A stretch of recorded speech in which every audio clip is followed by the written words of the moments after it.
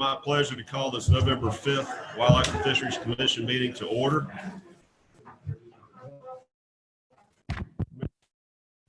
Allegiance, please. I pledge allegiance to the flag of the United States of America, to the republic for which it stands, one nation, under God, indivisible, with liberty and justice for all. One announcement before we get started. Our normal board operator is out sick, so we have a stand-in that I have full confidence that will do an excellent job, and anyone watching on the internet, we hope that everything works out like it should. Thank you. Roll call, please, Ms. Susan. Bill Hogan, Here. Jerry Smithcoat, Andrew Blanchard, Here. Chad Corville, Here. Dusty Guidry, Here. Joe McPherson, Here. Allison Sari. Here. Mr. Chairman, there are 6 commissioners in attendance. We have a quorum, and Secretary Montesay is also present. Thank you. Adoption of the commission minutes from October 1st, 2020. So moved. Second. Commissioner Corville, Commissioner Guidry, any discussion? All in favor? Aye. Thank you. Approval of the November 5th agenda. Mr. Garrett. Yes, Mr. Chairman, if we could, I'd ask that you consider amending item number 11 to remove the establishment of Rackersy Island. So the item would read to receive and consider a resolution to confirm and ratify the establishment of St. Tammany Refuge. So move. Commissioner Corville. We have to make a motion to amend the agenda, Yes, right? I move to amend the agenda. Second. Second. All in favor? Aye. Any discussion? Thank you. I now need to make another motion. To accept it as amended. I'll make a motion to accept as amended with Mr. Garrett's comments. Second. Any discussion? All in favor? Aye. Thank you. Now we need a motion to adopt the agenda. You just did. Did it? Okay, I got it. Commission special announcements, personal privilege. Commissioner Sunseri. Thank you, Mr. Chairman. How's everyone doing this morning? A lot of people might not know who I am, but I'm the owner of P&J Oyster Company. We have a 144-year-old oyster business in the state of Louisiana and the oldest continually operating oyster company in the United States. And during this past few months, when we've had all these hurricanes in the Gulf of Mexico, we have had, a lot of issues. Growing areas have been closed across the state of Louisiana for harvest now for a number of weeks. And it caused me as a business to try to keep the business going even during this COVID time. They have a few oysters on the market. So I've had to go to Virginia, and I've had to go to Maryland. I've had to go to Alabama, and more recently to Texas to purchase oysters. And one of the things that I've found, which actually has discouraged me because our family's been in this business for as long as it is that the quality of oysters that I've been able to purchase around the country in different states has been of a finer quality oyster, to the point that I actually brought some here today to show to people, because these oysters that are from Texas, and I can't get enough of this stuff, and this isn't the stuff that's going into the marketplace from our state. It used to be. And, we tried to do something a few years ago to require some certain laws that made oysters more marketable, that was closer to what the laws are around in the other states. And I was unable to do that. We had a lot of backlash from people that farm oysters. And with our oyster program here, where we have 400,000 leases to cultivate oysters, we should be able to have the best oysters like we always did. And it's just very concerning to me after having seen this. And hopefully within, we'll be able to do something about it so that we could get back to where we were, to be number one instead of number 5. Because after what I've seen over these last few months is disturbing, and it will be something that I will try to do to get it to where we have the best product again to put on the market.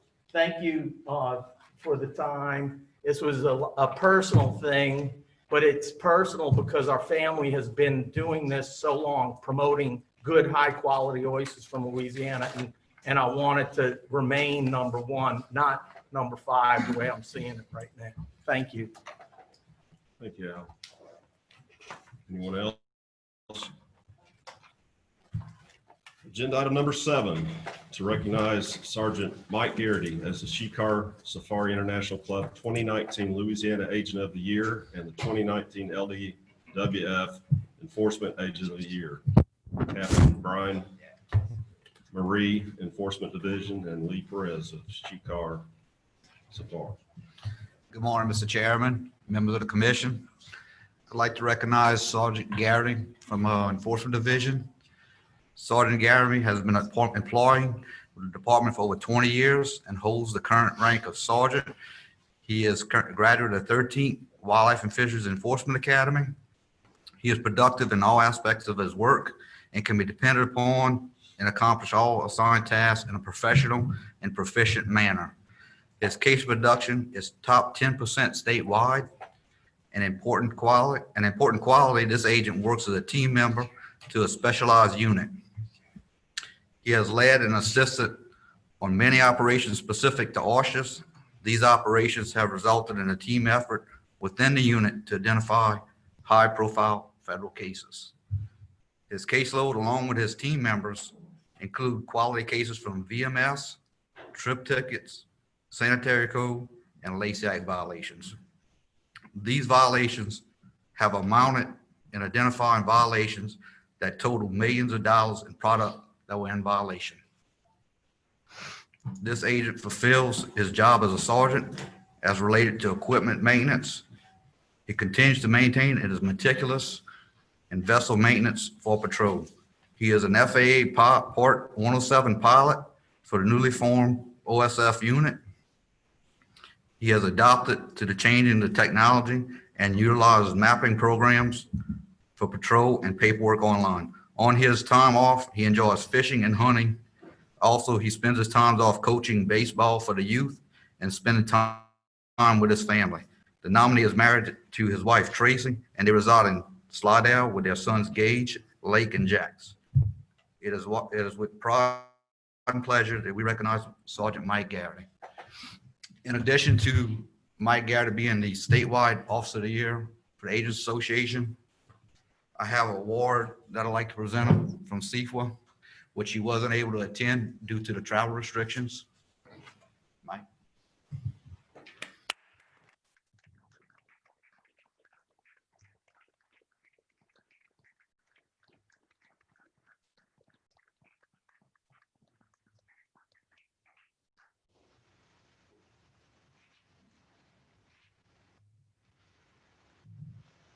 I'd like to introduce Mr. Lee Perez, who will be given the Shikar Safari Award, and he has a few words to say also.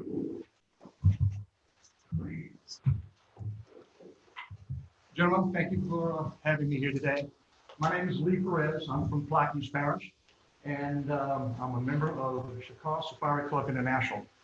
And it consists of members throughout the United States and some in other countries outside the United States.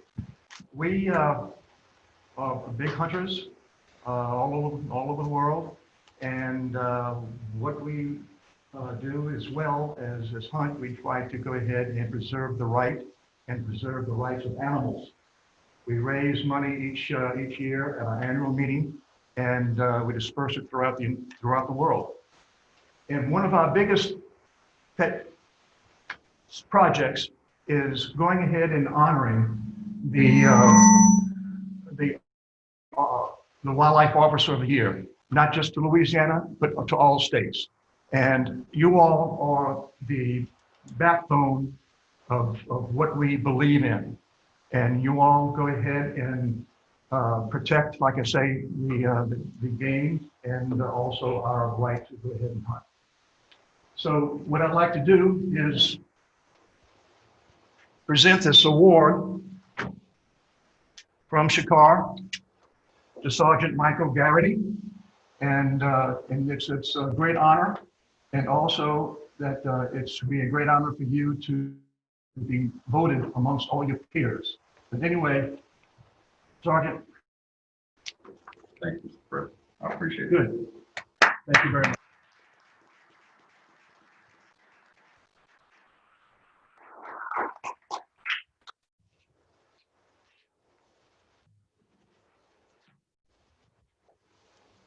Go ahead. Sergeant Garrity and Captain Marie, I just wanted to point out these guys, I've known them for a very long time and they are great at their job.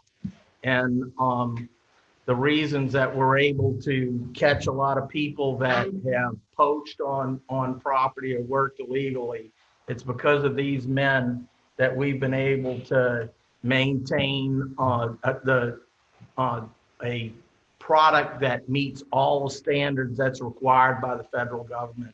And what they have done has allowed us to be able to ship in interstate commerce. Thank you very much. Thank you, sir.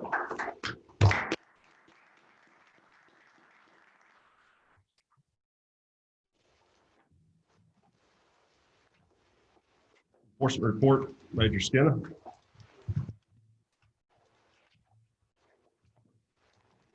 Good morning, Mr. Chairman, members of the commission. For the month of October, we had 9 boating incidents, 3 injuries, and 2 fatalities. 475 written citations, 140 written warnings, and 16 public assists. I have a brief synopsis of some cases that were made last month. The news releases are in your folders. Enforcement agents cited 2 subjects on Pointe-au-Chien Wildlife Management Area for nighttime activities on a WMA, possessing over the limit of shrimp on a WMA, using a WMA without a license, and possessing over the recreational limit of shrimp. One of the subjects was also cited for angling without a basic and saltwater fishing license. Agents were patrolling Island Road on the Pointe-au-Chien WMA at night when they noticed a vehicle parked on side of the road with a male subject cast netting with a headlight nearby. The agents made contact with the subject and a female subject inside of a vehicle and advised them that they could not be engaged in nighttime activity on the WMA. The subjects were found to be in possession of 261 pounds of white shrimp, would push them 236 pounds over the WMA limit and 161 pounds over the recreational limit. All nighttime activities are prohibited on the Pointe-au-Chien WMA except for traversing purposes only in certain areas. A Mississippi resident was cited in Plaquemine Parish for violating charter boat regulations and obtaining a license by fraud. Agents were on patrol in the Venice area when they encountered the subject, who had 3 occupants on his vessel possessing saltwater finfish. During the license inspection, agents noticed the 3 occupants possessed non-resident 3-day guide passenger licenses. The 3 occupants informed agents they paid the subject for a guided fishing trip. The subject was also unable to produce a U.S. Coast Guard captain's license. The subject was found to be in possession of a Louisiana ID with a Monroe address and a Mississippi driver's license with Louisiana resident recreational hunting and fishing licenses. Agents informed the subject that he obtained his residential recreational hunting and fishing privileges fraudulently because he does not meet the qualifications of a bona fide resident of Louisiana. Those licenses were seized. Enforcement agents cited 2 subjects in Bienville Parish for illegally taking a spotted fawn. Agents received a complaint about the illegal hunting near the town of Taylor and uncovered the identity of the subject who shot the fawn with a crossbow and then took it to another subject to process. The fawn was seized from the processor. The shooter faces civil restitution totaling $1,624 for the replacement value of the illegally taken deer. Mr. Chairman, this concludes the enforcement report. Major, I'm noticing and maybe it's just the first time I've seen it, or maybe it's the volume. But in Region 6, 22 not abiding by rules and regulations on WMA. 39 in Region 3. 14 failure to abide by commission rules in Region 3. Can you give us an idea of why we're seeing that number of tickets being written and what they represent? Mr. Joe, I cannot. The rules and regs, it could encompass a lot of different violations. For instance, being on a WMA at night is a rules and reg violation. There are quite a few different violations on a WMA that are captured under that violation of commission rules and regs. So I couldn't tell you without actually going back through the report, finding a specific code to see exactly what the violation was. So when in your computer breakdown, that's where they show up. Is just as that generic violation. Yes, sir. That's what they're actually charged with. Yes, sir. Maybe if you could, I mean, there's so many of them, it's something going on, and we'd like to see what they're writing the tickets for and why there's such a prevalence of them. I mean, that's many times more than any other type of ticket written, so. Okay. A lot of activity on the WMAs. But I see that I only noticed one cervid carcass importation. Do you know to what degree we tried to look at out-of-state hunters coming back in with carcasses that didn't meet our COVID restrictions? Not COVID, CWD restrictions. Yeah, those COVID, I mean, it seems to be on everybody's mind these days. All those diseases run. That's right. That's right. And it certainly has caused enough trouble for all of us. We're still focusing very heavily on CWD, especially in our border areas of the state. Not a lot of cases are being made, thankfully, but the agents are patrolling those areas. Like I said, where there are boundary areas, we're there pretty regularly. And it's something that we continue to look out for, and we continue to take it seriously. I guess that was my question, and I think you answered it. We feel pretty comfortable that our public understands the restrictions and are adhering to them, is what I'm hearing. From what we gather, yes, we're getting questions in the field. You know, they're asking, you know, what can I do legally? How do I do this? How do I do that?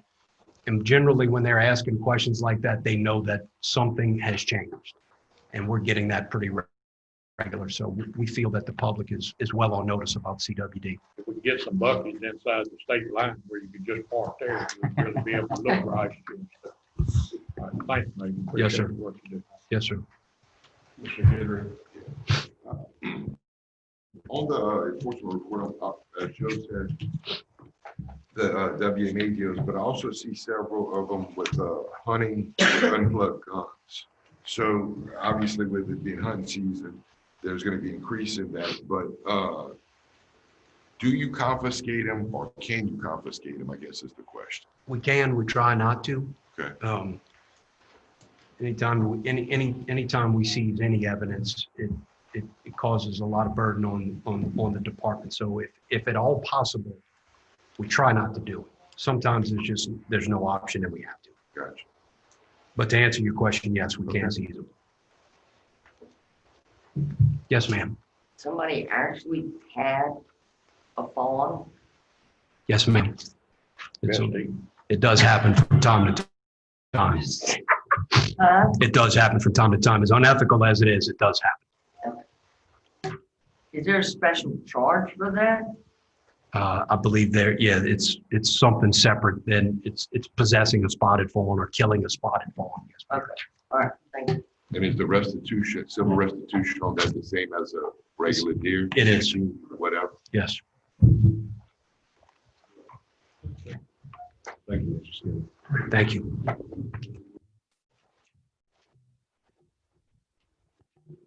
Agenda item number 9, to receive and consider a notice of intent to establish an exclusion zone for commercial menhaden fishing. Commissioner Corville and Jason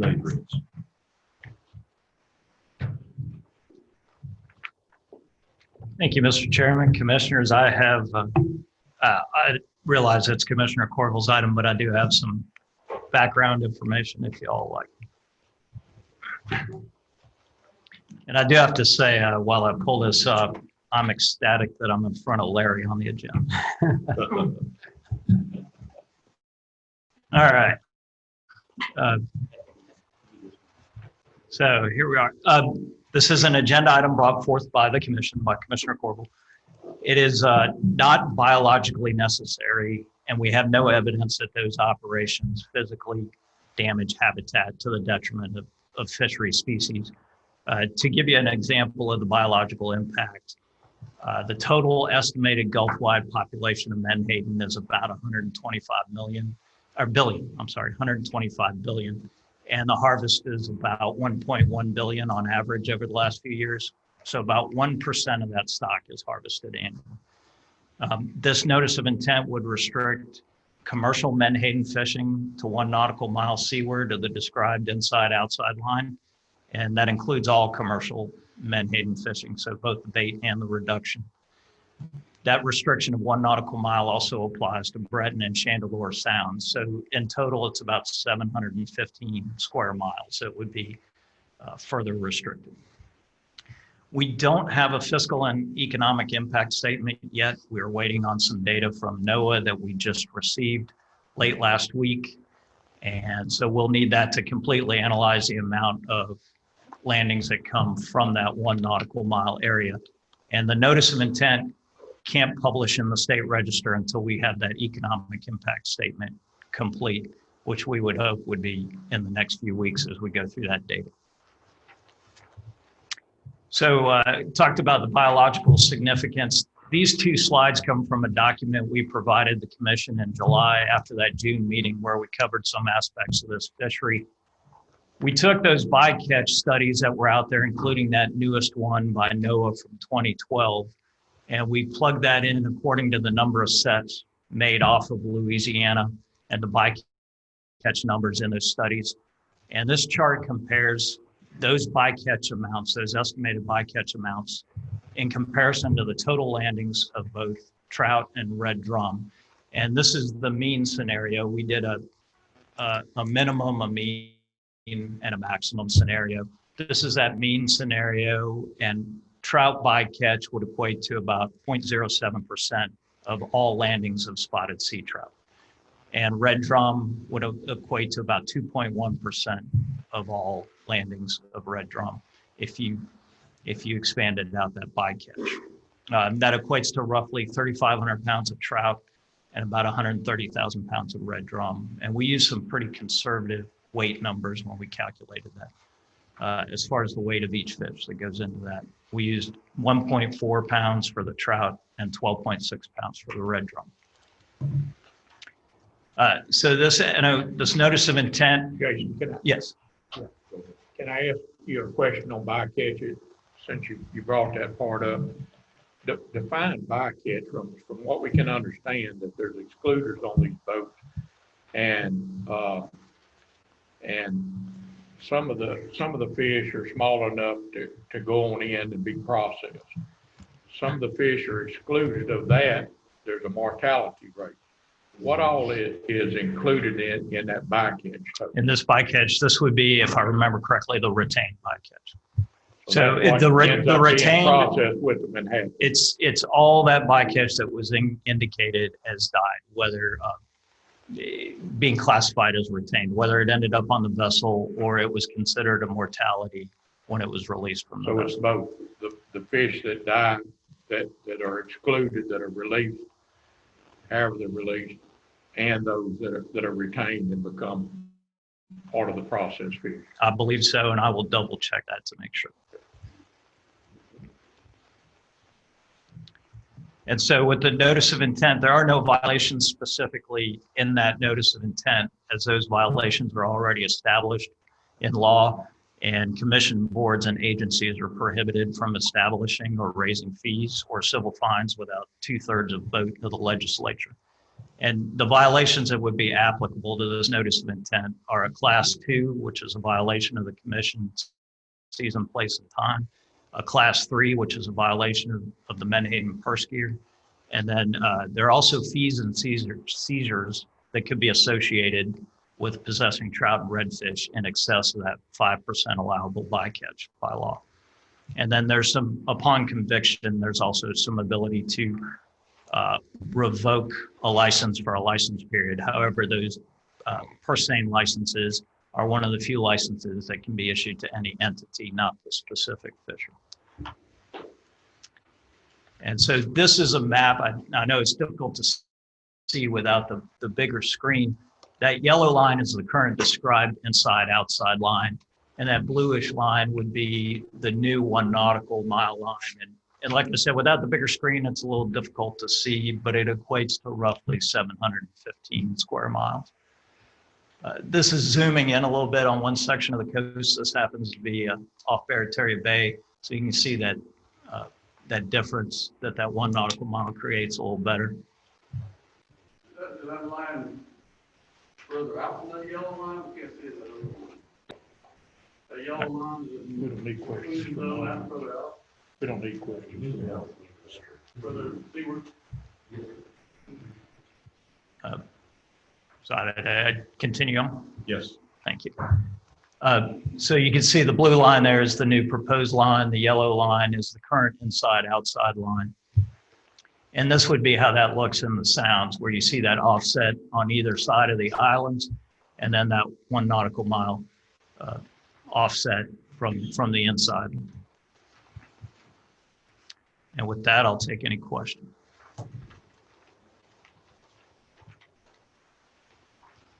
I'm ready to give my speech. If y'all want to hear it, or you want to ask Jason questions? I've got a lot of questions for Jason, just because I want to show my ignorance this morning. But I'm gonna wait and see if Chad answers my question. Okay. Or some of the other folks answer my questions. Thank you, Mr. Chairman. I'm going to get into the history of this from my perspective, and I'm not even going to talk about bycatch. It all started when I saw video of large vessels fishing from Menhaden close to the beaches in southeast Louisiana. That video was a bit rough, made all kinds of allegations, but it was clear that Menhaden vessels were fishing too close to the beach. I asked a little bit about it. I was told those incidents were isolated and not the norm. So it kind of came and went. About a month or so after that, several new videos surfaced from a few different sources.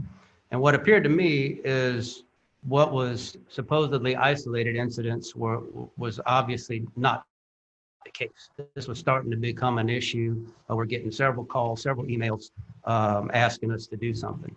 So based on that, I asked for an agenda item to be brought to this commission probably around midsummer or so, so that everybody could understand what the rules were that this fishery was operating under.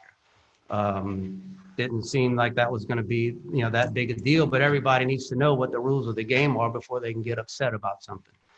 At that time, we received a report that said the stock is fine, just like we got today. There were bycatch limits established, like we heard today, and that fishery had obtained several certifications.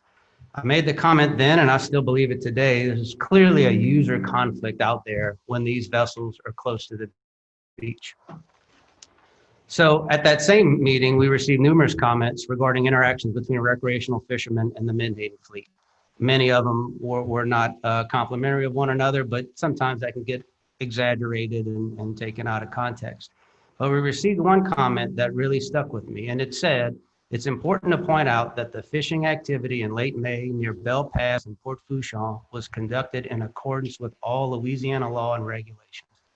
That comment stuck with me because it was 100% right. But it also indicated to me that something needed to be done. So I reached out to the Menhaden industry, they expressed interest in resolving user conflicts. It's not what they like to have. They don't like to have all this unrest. And they mentioned a self-imposed limit on where boats can fish in and around the Grand Isle area. I've also heard it referred to as a gentleman's agreement. Well, in my experience, self-imposed and gentleman's agreements are only good if they're honored, and neither have consequences if they're violated. So the comments of, fishing close to shore didn't violate any regs, and that there was some kind of agreement, but it didn't appear to be followed by everybody, is what generated this map you see right here. The entire coast of Louisiana is important. Those shorelines and beaches and islands are very fragile. Their fragile nature is what makes them so productive.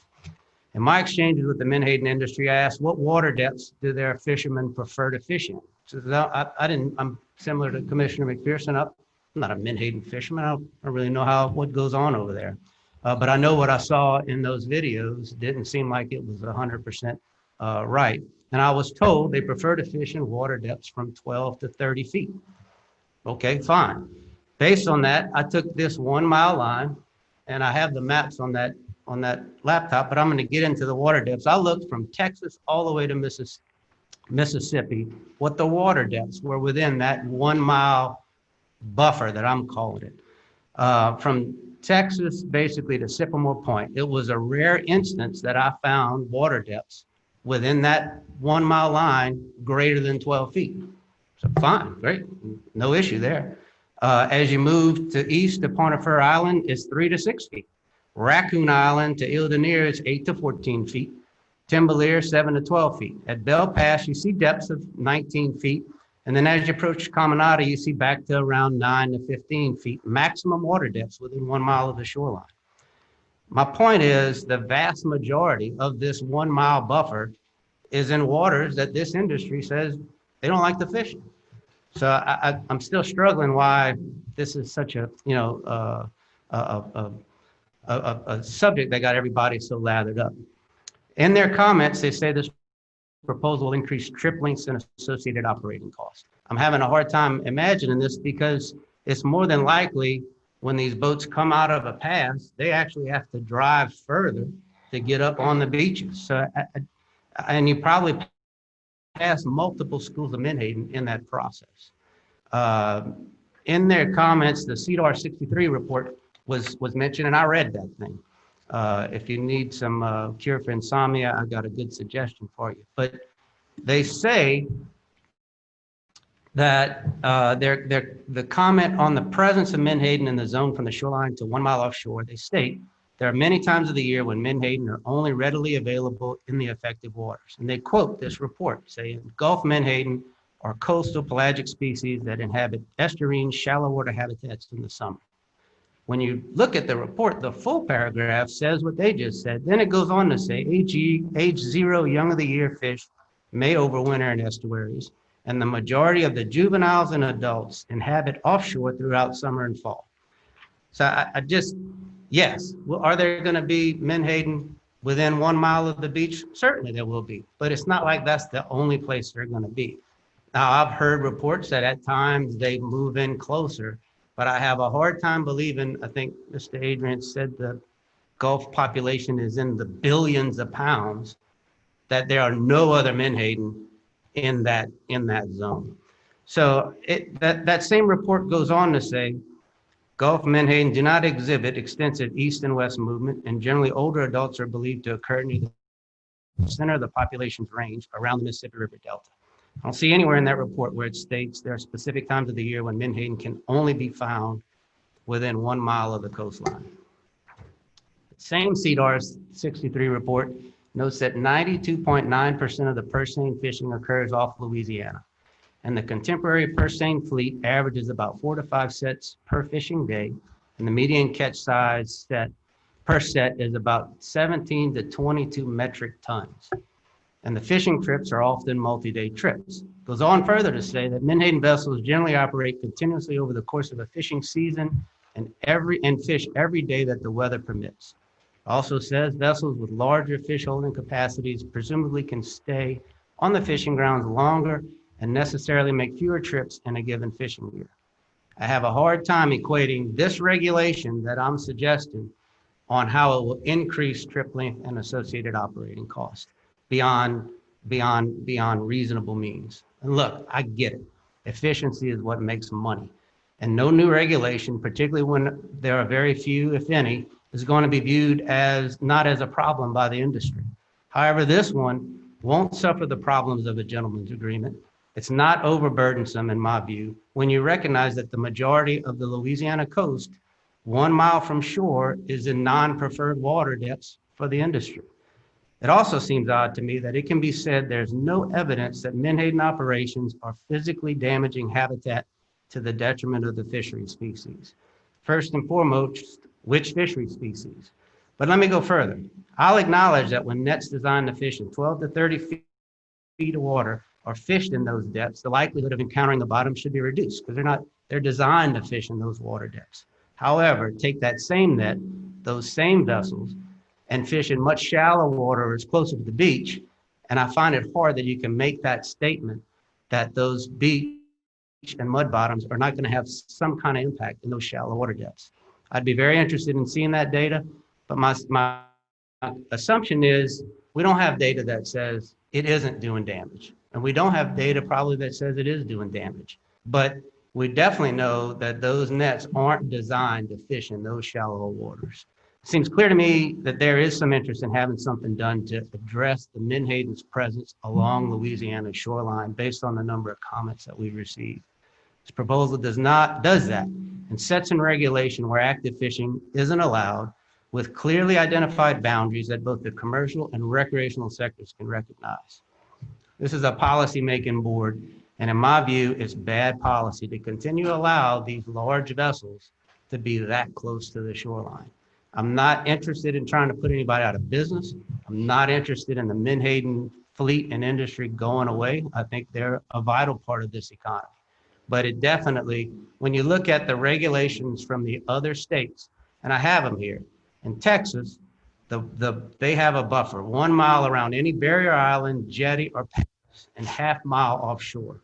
And they have a 31 million pound annual allowable catch. Mississippi in two counties have a 1 mile buffer and a 1 mile buffer around all barrier islands.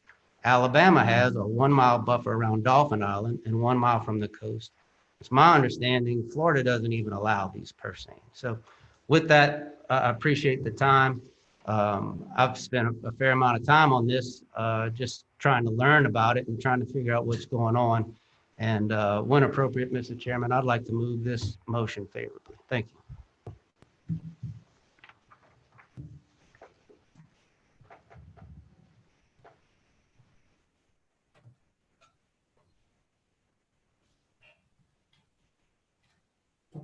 Mr. Chairman, I'd like to hear comments if you can. I'm the public. From the public. From the public. I'd like to hear the public comments first. Well, We have the motion hasn't been made. Yeah, when it's appropriate. And when it's appropriate, and my question to the chair is, can we hear the comment? Good with that. I mean, that's. Sure. You used. Please limit to 3 minutes and state your name and address. First is Chris Vacaluso.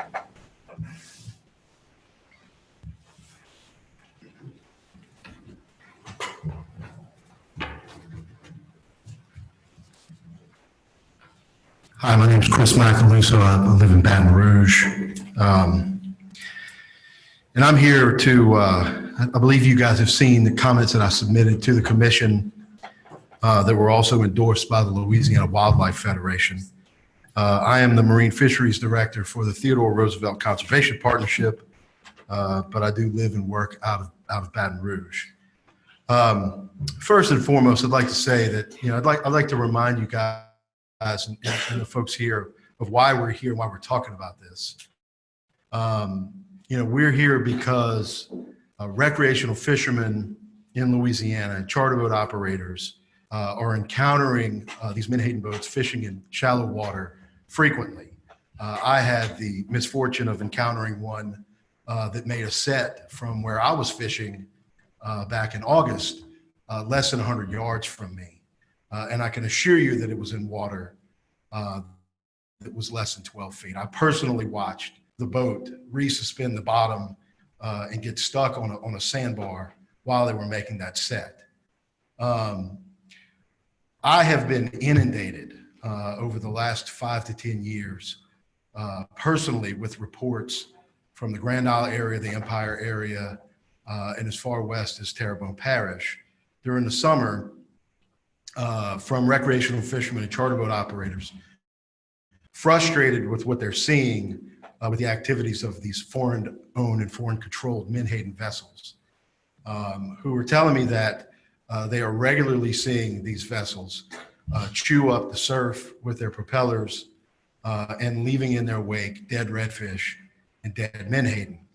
Now, I can say certainly that that the department's claim that the bycatch is not an extraordinary number. I would say that, when you're harvesting in the volume that these menhaden boats are harvesting, most of which is taking place off of Louisiana's coast, that bycatch number can be relatively low and still be an extraordinary amount of fish. And I think it's worth asking, how many dead redfish do we need to see washing up on our beaches and floating in the wakes of these boats before it becomes problematic, or before the recreational fishermen of this state should come to this commission and ask you to try to resolve some of those problems and address those issues. I think it's also surprising to hear the department make the statement that there is no biological evidence that this habitat is being damaged. As Mr. Sinceri can attest, I've been on the Governor's Coastal Advisory Commission for the last 8 years and are regularly talking to the folks at the Coastal Protection Restoration Authority and the engineers who are designing coastal restoration projects. These barrier island restoration projects aren't just taking place above the waterline where you can see it. The restoration of these beaches and islands goes far out into the surf zone, as much as a mile off of the beach. Resuspending that sediment with these large vessels is certainly not good. I mean, I think common sense would tell you that that is not a good practice. And we're talking about projects that have had millions and millions of state and federal dollars invested in them. So I would ask you guys to move this favorably. This is an issue of, I think, first and foremost, conflict between users, between foreign-controlled companies and Louisiana residents who are concerned. But I think there's also a biological issue here that needs to be addressed that you guys need to take into consideration. Thank you very much. Chris, in what you sent us, you said there was an estimated 30 to 50 million pounds of bycatch. Yes, off of Louisiana. If you take the estimated amount of the harvest coming from the menhaden industry in our waters off of Louisiana's coast, and you figure out what the allowable bycatch is there, then yeah, I mean, the numbers add up to roughly what I would guess is, or what I would, assume or figure is about 30 to 50 million pounds. But there's a difference. You're using, if I did my math right, 5% would be 40 million. You said 30 to 50, but that's the allowable. Whereas Mr. Adrian said that it was tremendously lower than that as a bycatch. So you're using your estimate off of the allowable as opposed to having any number of what the bycatch is. Is that correct? Well, I would say that the department has no number of what that bycatch is too. I mean, unless they're going in the holds of those boats. I'll ask him again, but he said something, and I don't know what his motivation is to give us an erroneous number, and I don't think it's his number. I think he got the number from. And I don't believe I'm giving you an erroneous number either. I don't believe I'm giving you an erroneous number either. You're giving me an estimate of the maximum bycatch allowed. You have nothing to base your bycatch number on other than that's the maximum bycatch allowed by law. Is that a correct statement? I mean, that's what it's based on, but I would ask the department what theirs is based on as well. Is it based on direct observation data coming from the holds of the boat? Is it based on counting the redfish that are left? We'll ask him again when he gets back up here. I just wanted to clarify where your number came from, and I think you answered it. Your number is the maximum allowable bycatch. Yes. Okay. That's a fair question, yeah. Yeah, I mean, from what I understand, the department's numbers are based on all of the recent studies, which are both based on released and retained catch. So in response to your earlier question, Joe, the bycatch is released and retained. Now, I believe there was a 94 study, a 97 study, a 2012 study, as reviewed in 2016, real detailed studies. So when you say you don't know where the department's numbers are coming from, they're coming from scientific studies. And so are mine. No, you just said yours is based on an estimate. An estimate. And so are the departments. No, the departments are based on scientific studies. And mine came from scientific studies as well. But Chris, that's not correct. you don't have anything saying, wait, Chris, you don't have a study that says actual bycatch is 5%, do you? No, but neither does the Okay, all department. right, never mind. I've Okay. read, I've cited the studies. I'd be happy to send them to Thanks. you again. Thanks, Chris. Thank you. Mr. Sunseri. Thank you, Mr. Chairman. Hello, Mr. McAloose. Hey, Al, how I'm you gonna doing? call you Chris. I've known you a long time. We've sat on that Governor's Advisory Commission on Coastal Protection for a number of years, and I think you would think that I'm an advocate for coastal protection and conservation. Through my many years of talking about things. You go fishing a lot, don't you? I do, as much as I can. You get to see oyster guys out there fishing. I do, yes. Would you say that the oyster guys are litigious people? I think it depends on what you're referring to, but I'm in referring general, to is- damages to their oyster lease. yes. I Okay. would say, yes. I mean, would you say that? I would. Okay. I would say that they don't like people wheel washing over their oyster beds. I would say that they would, if they had a problem with Menhaden boats, they would be the first ones you would hear from. Wouldn't you think that? I would, but Al, I would also ask you, how many oyster leases do you know are on beaches? How many public oyster grounds are that are within that depth that we're talking about? And within that mile? How many? I don't know. I mean, it's a lot. It's as you pointed out, over 1 million acres. It's over 1 million acres. And knowing the guys I know and knowing how they're out there regularly, if there was a bunch of dead fish showing up on their water bottoms that they farm, if there were people that were wheel washing or dragging over their beds, they would be the first ones that would be calling up enforcement. They would call wildlife, calling Patrick and saying, we got a problem out here. And, that's what concerns me about some of the statements that I've seen. I had gotten a couple of comments last week from a couple of guys, and I sent a pretty long response to them both. They thanked me for my response, but I asked them to please send me some videos. Show me these schools of fish that we are seeing that are being laid behind these vessels as they're fishing. And I didn't get a response or any videos showing such evidence that occurs. So if I had that, I would have a better idea of what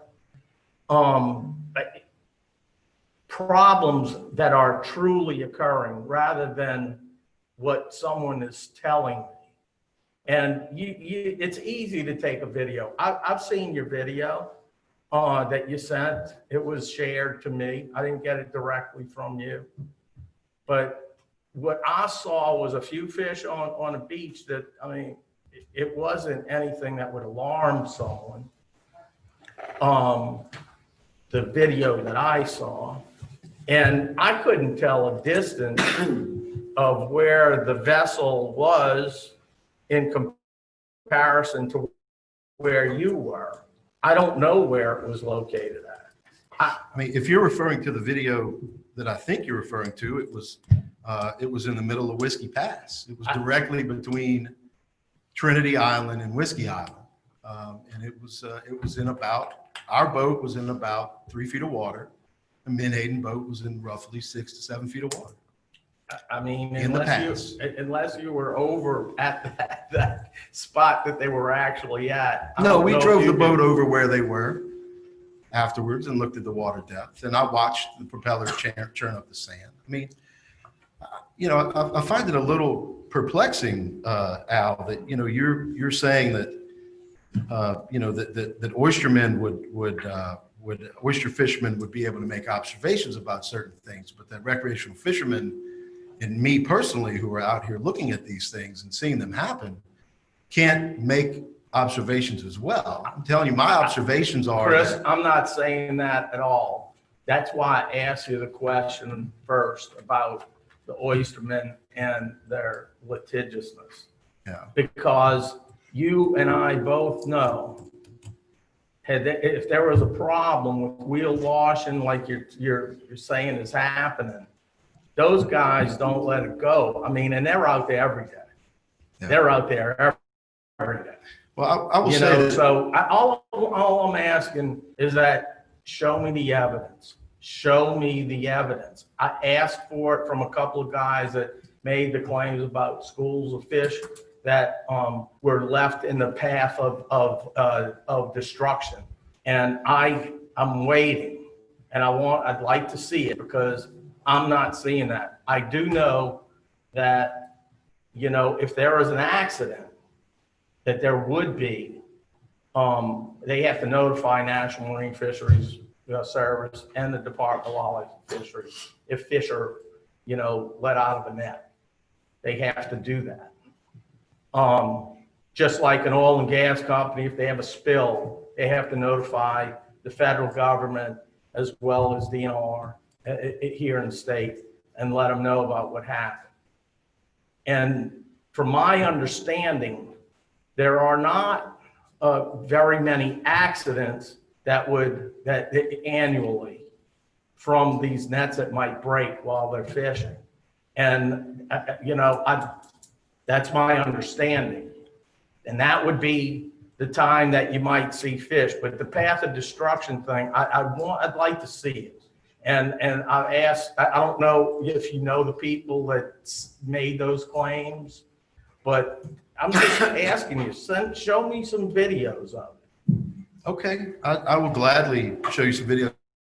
Al, I'd gladly get you in the boat with us next summer when the season starts over and go look. I mean, I feel like I'm being accused here somewhat of making up tall tales. And I can tell you that, Al, I think, as much as we know each other, I don't think you know me to be that way. I mean, I tell you what I have observed. I have observed these boats operating in water shallow enough for their propellers to churn up the bottom along these beaches. I have observed, anywhere from a dozen to roughly 75 dead redfish left in the wake of these boats after they make a set. I have observed, an approximately half to 3/4 square mile area of dead menhaden floating in Barataria Pass that I've had to drive my boat through after these boats have left.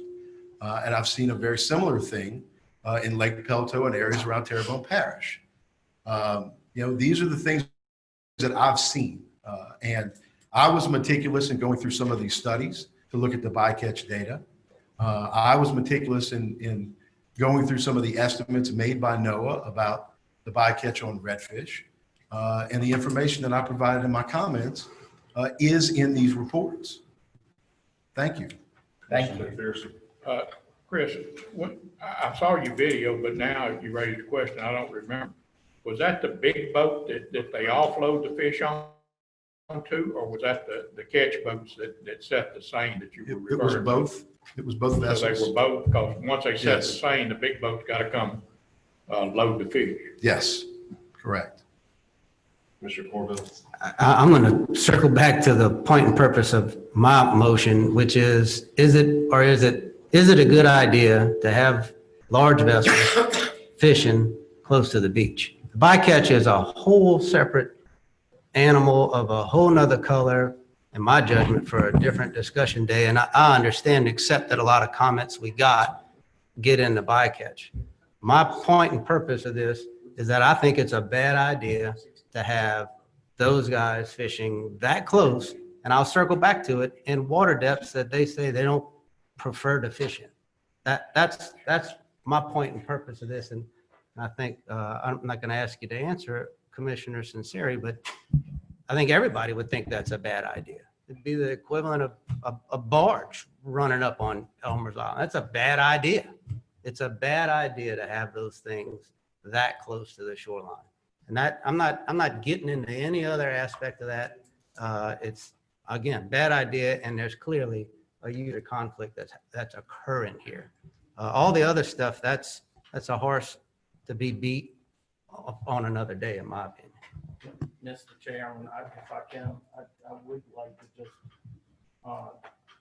respond. I am in total agreement with you that if there's any vessel that is digging up water bottoms across the state of Louisiana, there should be a cause of concern for the commission, for the department. Okay. But I'm going to say, you know, we have a big oil and gas industry, and I'm telling you, I have lots of friends that have had boats go right through their leases. They got the mark, they got the whole thing, and it happens on a regular basis.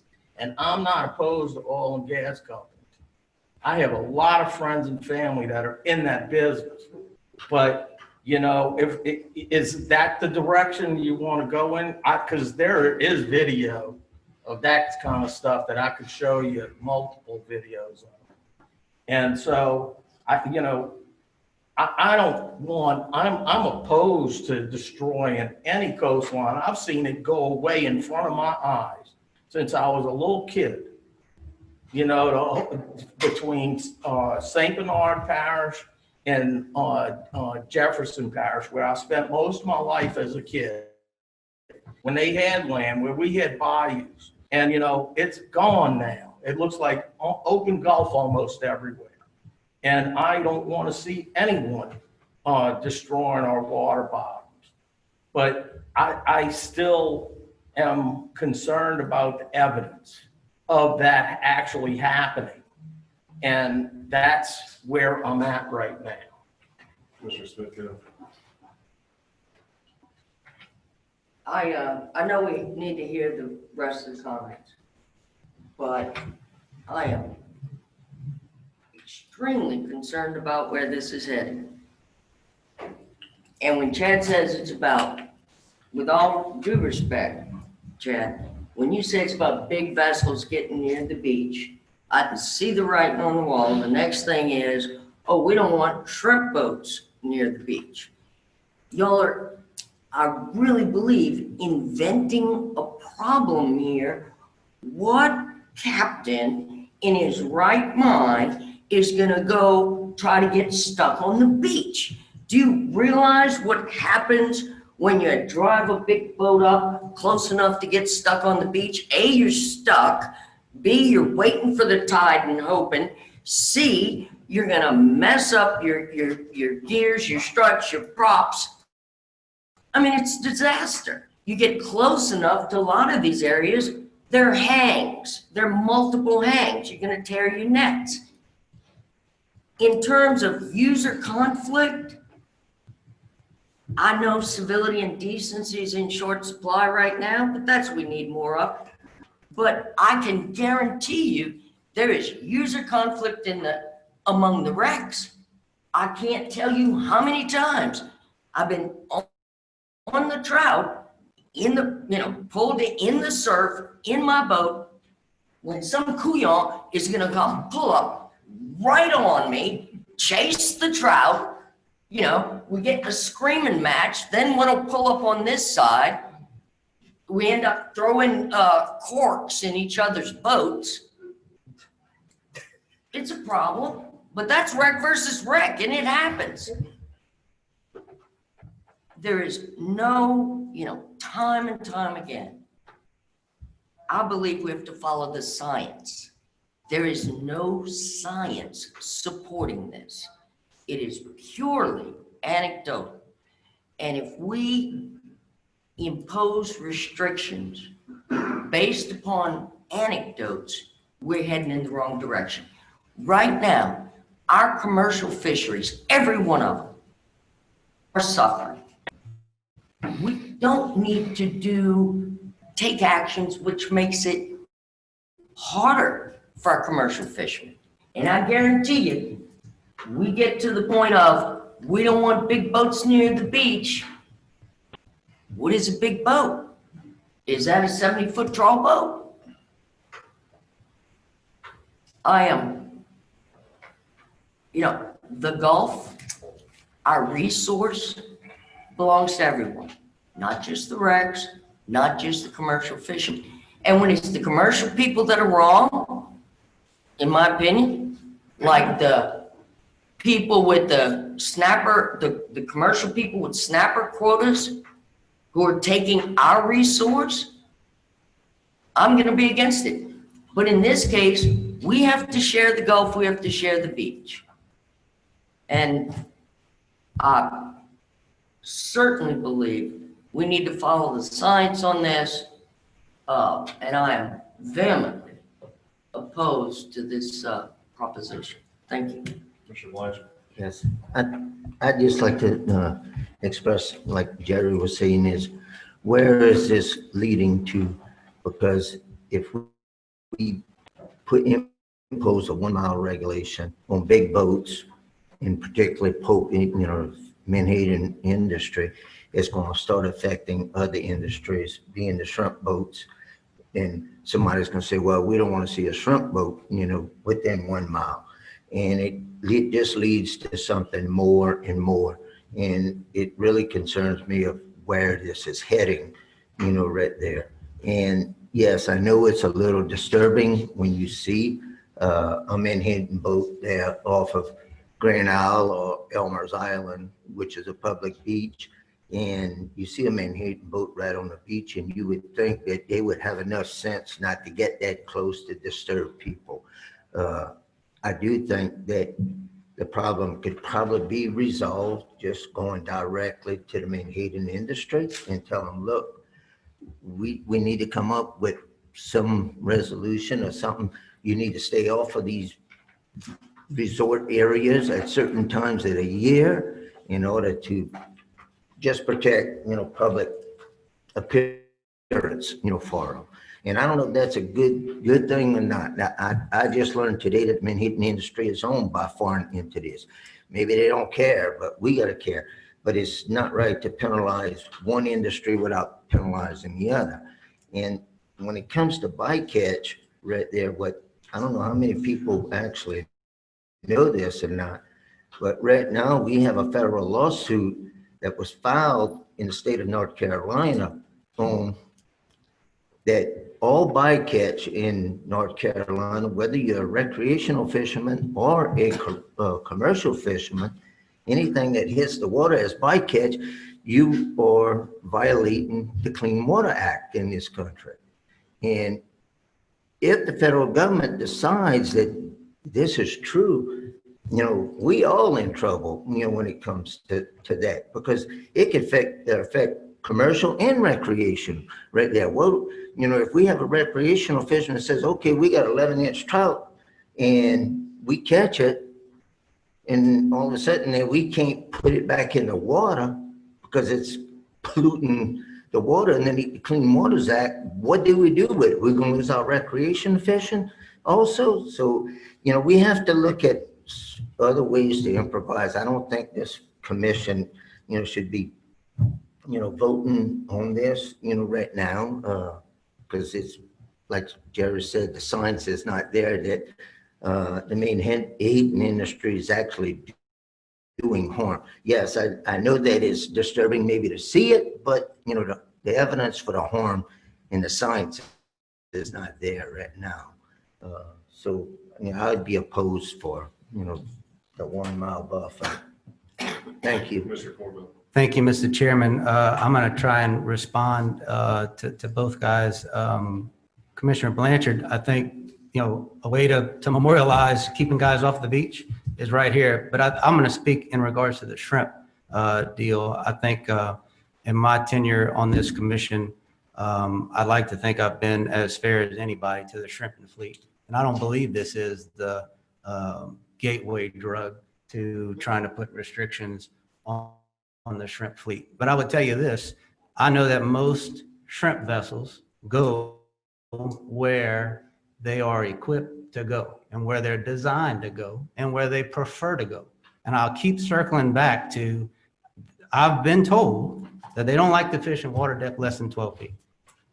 I mean, I don't know how to get past that. And I'm happy to pull up that video when you look at the nautical chart that shows the water depth within 1 mile of the coast. Look, if you don't like 1 mile, fine. I'd be happy to go on a bathymetry line, but the way to describe that is going to be almost impossible. I don't quite get why. I mean, everybody's wanting to take this thing into 5,000 different directions. The direction my intent is keep them off of these shallow water areas where they're not designed to fish, and they openly admit that's not their preferred grounds to fish. That's my only intent. It's not a gateway drug to start fooling with other people. And so I'm obviously I'm not going to try and change you guys' mind, but I want to clarify my position in that regard. Thank you, Mr. Chairman. Mr. Chairman, I just wanted to say that I stated beginning, I want to be educated. I want to hear everybody and try to learn about this because I honestly don't know much about it. Al has helped me tremendously because when I used to run tugs down there trying to spot those drilling barges and stuff, I thought those stakes was the channel, was the reason I was running over those oysters.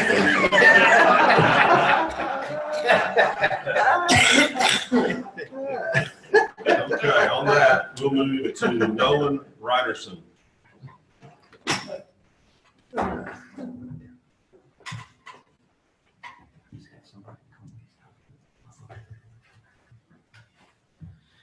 Good morning, Chairman and Commissioners. My name is Nolan Renderson. I work for Coastal Conservation Association of Louisiana. On behalf of our Board of Directors, 20,000 CCA members across the state, thank you for considering this important issue, for allowing me the opportunity to share our comments. CCA would like to express our strong support of the 1 mile commercial menhaden harvest exclusion zone as proposed in agenda number 9. Each year, nearly 1 billion pounds of menhaden are removed from Louisiana state waters by 2 companies. A very significant portion of that total comes from within 1 mile. In addition, the industry is allowed up to 5% bycatch, as we've discussed. That's a lot of shrimp, mullet, croaker, trout, redfish, and other important species that are removed from our nearshore waters each year. Louisiana is one of the small number of U.S. states that allows large-scale reduction harvest of menhaden. Of the states that do allow it, most have restrictive catch or a buffer zone. Louisiana has neither catch limits nor exclusion zones, which makes us by far the country's most industry-friendly state. The absence of restrictions along with the abundance of our coastal estuaries result in the vast majority of the Gulf menhaden catch coming from Louisiana waters. It's unclear how the removal of hundreds of millions of pounds of this critical forest species or the removal of tens of millions of pounds of bycatch from Louisiana waters impacts our marine ecosystem.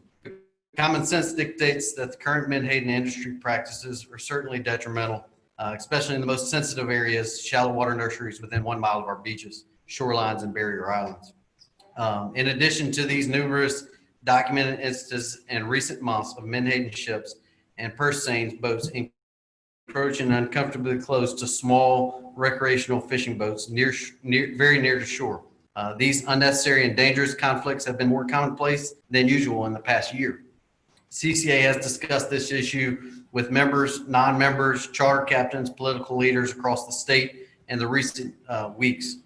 While many believe a 1 mile buffer is not enough and that catch limits should be considered for Louisiana waters, CCA Louisiana believes the 1 mile buffer is a reasonable solution that will protect our most sensitive fisheries while helping to avoid on-water conflicts between menhaden fleet and recreational anglers. CCA's priority is the well-being of Louisiana's coastal fisheries and marine resources. That's why we ask each of you to vote to approve this 1 mile commercial menhaden exclusion zone. Thank you for your consideration. Commissioner McPherson.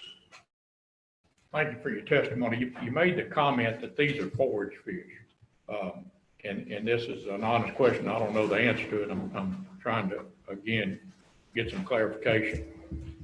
What size fish are they targeting? As I appreciate it, these are year one class fish that they're catching. Is that your understanding? I don't understand that part of it. That would be a question for Mr. Agent. What size fish are they catching? Do you know that? I do not. Well, you call them forage fish, so something has to forage on them, right? Right. So what I saw the pictures, they look like about that long, Jason? They're 1 to 2 year olds. And what size are they? 4 to 5 inches? Yeah, unfortunately, I'm gonna have to do the conversion, about 180 millimeters or greater. Oh, thank you. So, yeah, I know, we're going back to last. Now I know. Well, what I'm saying is, if it's a fish this long or this long, what eats that fish? All other fish eat. I mean, I've seen. Speckled trout? Sure. At that size? Sure. And redfish eat it at that size? Sure. Okay. I just never fished with anything like that. I fished with live shrimp and I fished with broken crab. And that's the way I always caught my speckled trout and redfish. But you're saying that they feed on fish that big? Some do. The big fish? The big ones. Yeah, okay. All right, thank you. What was the 10 million pounds, I believe you said? What was that? What were you referencing? It's an estimate, tens of millions of pounds of bycatch. Tens of millions of pounds. That's kind of like Chris's statement. Where does that tens of millions of pounds come from? Where's your documentation? Yeah, I mean, it's hard to say. Up to a 5% bycatch is allowable. You understand what I'm looking for? Sure. The department has given us scientific studies, and that's what Commissioner Smitko said. And y'all keep wanting to reference back to the allowable bycatch as the amount of bycatch, but you haven't. Chris in his reference 1 million pounds of redfish in a NOAA story. But again, you're just referencing the allowable bycatch. Correct. Thank you. Thank you. Thank you, sir. Mr. Richard Fisher.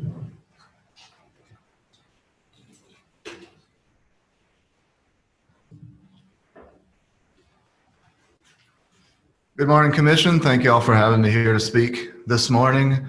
Richard Fisher, Meadowdale Street in Metairie. I'm here representing the Louisiana Charter for Hire Industry.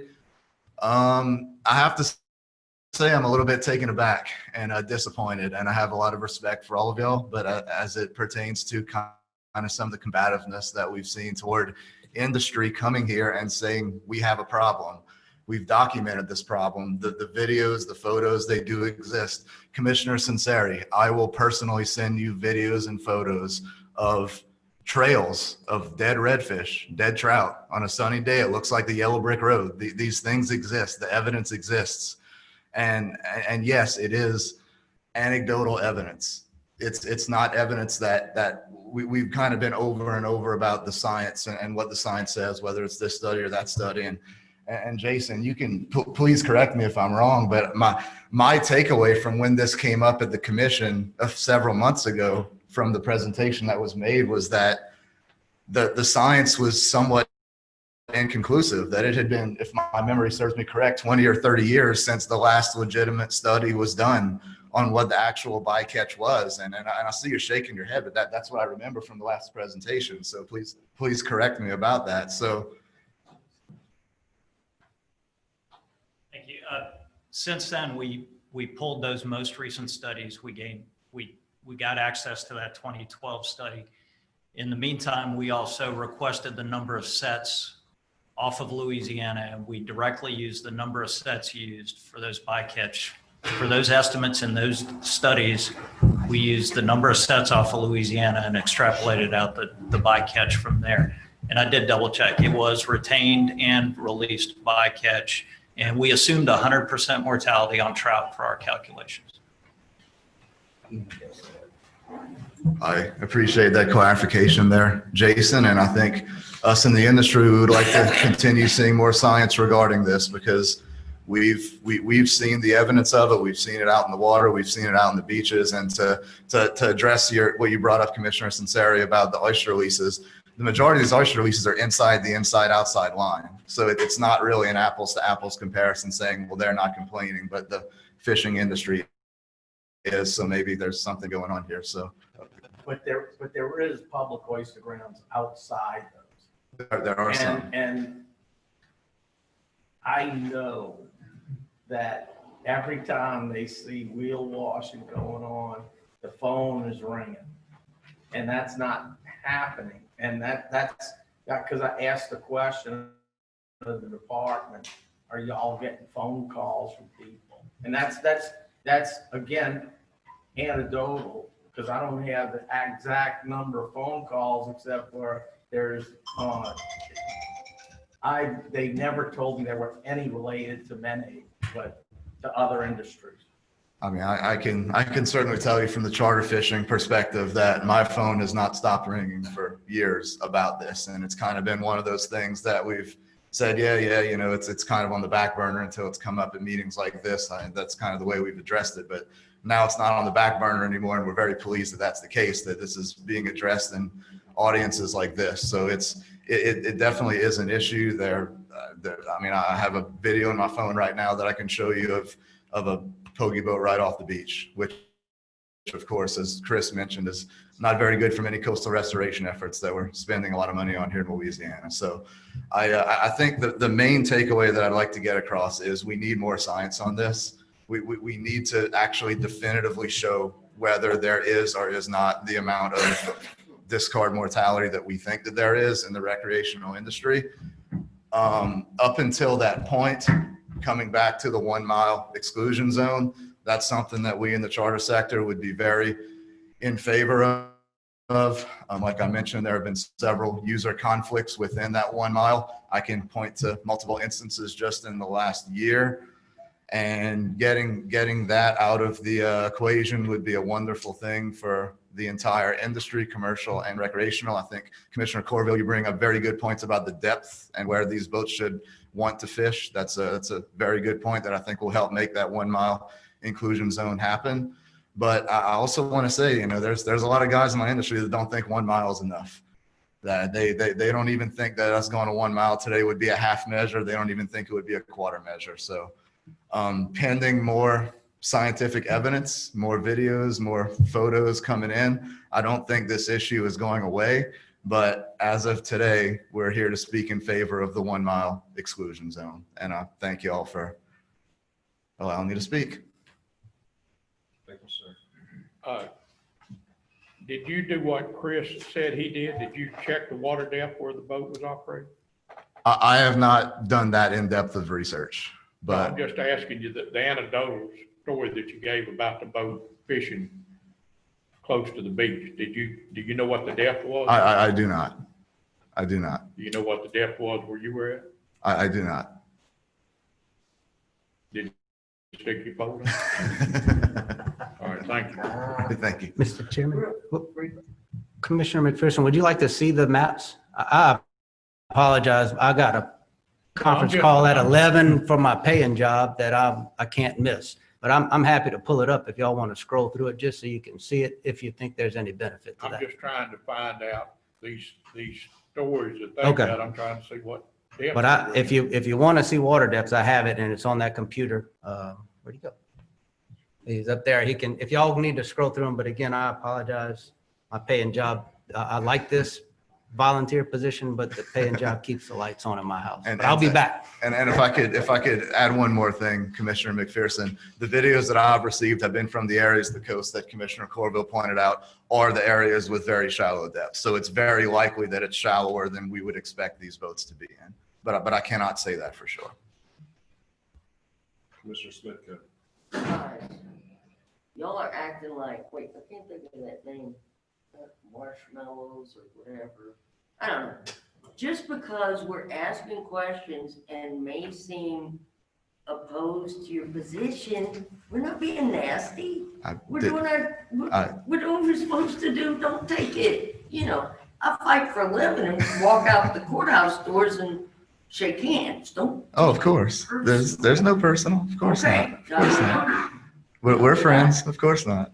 Attacking. We're just having healthy debate. Of course. Okay. Of All course. right, Chris, where are you? Okay. All right. I know what you do for a living. All right. Well, there's no excuse for Joe. Well, I know what Joe used to be, and I think he'd be a pretty tame.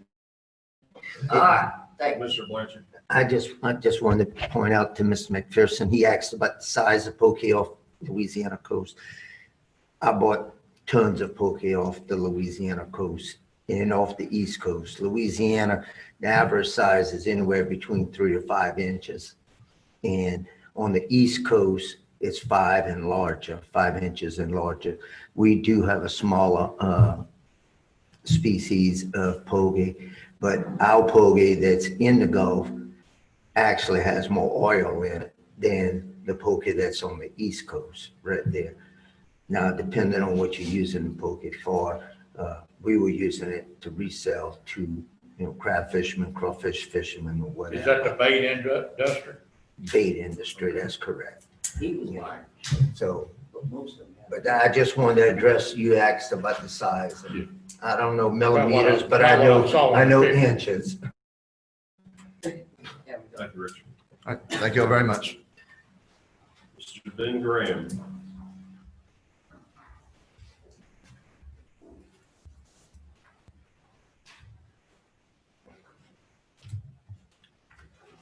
Commissioners, thank y'all for being here today. Thank you for y'all's time on this matter. My name is Ben Graham.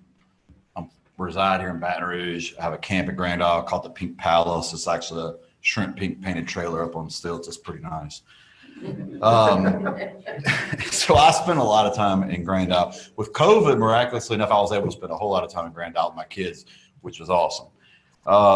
Commissioner McPherson, to answer your question about pogies and fishing, the preferred bait for large trout, and if you go ask most of the guys who are real trophy trout fishermen, I'm not a good trout fisherman. Most of those guys use big pogies, and I'm with you. There's no way they can eat it. Well, you know what? They figured out a way to eat it. It's amazing. I'm here in support of this measure. I don't really want to get into bycatch data. I'm not a scientist. I'm not an expert. I was here at the last meeting this summer just because my office is close by and I came by. And what concerned me then was more the age of the studies. We were relying on studies that were from 94, 96, and 98. We're talking about studies that are almost 30 years old. Regardless of which fish we're talking about, we should all say, okay, we need newer data than that so we can all make good decisions. I spent a lot of time between Empire and Timberlake Island fishing for mangroves, trout, kind of whatever else. I've personally had interactions with these boats. I'm not here to I agree with Ladies, but I'm not here to put these guys out of business. What concerns me is, and this is a broader picture, is Louisiana, we always seem to be okay being last for whatever reason. Every state along the coast, from Florida to Texas, has some kind of barrier to prevent these boats from coming up onto the beach, possibly damaging habitat, definitely having user conflict issues. But yet we don't.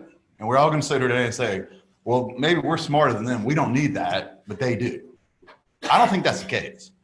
But if that's the case, then maybe it is. But, one of the questions y'all have asked a few times about where the boats are and how deep the water is.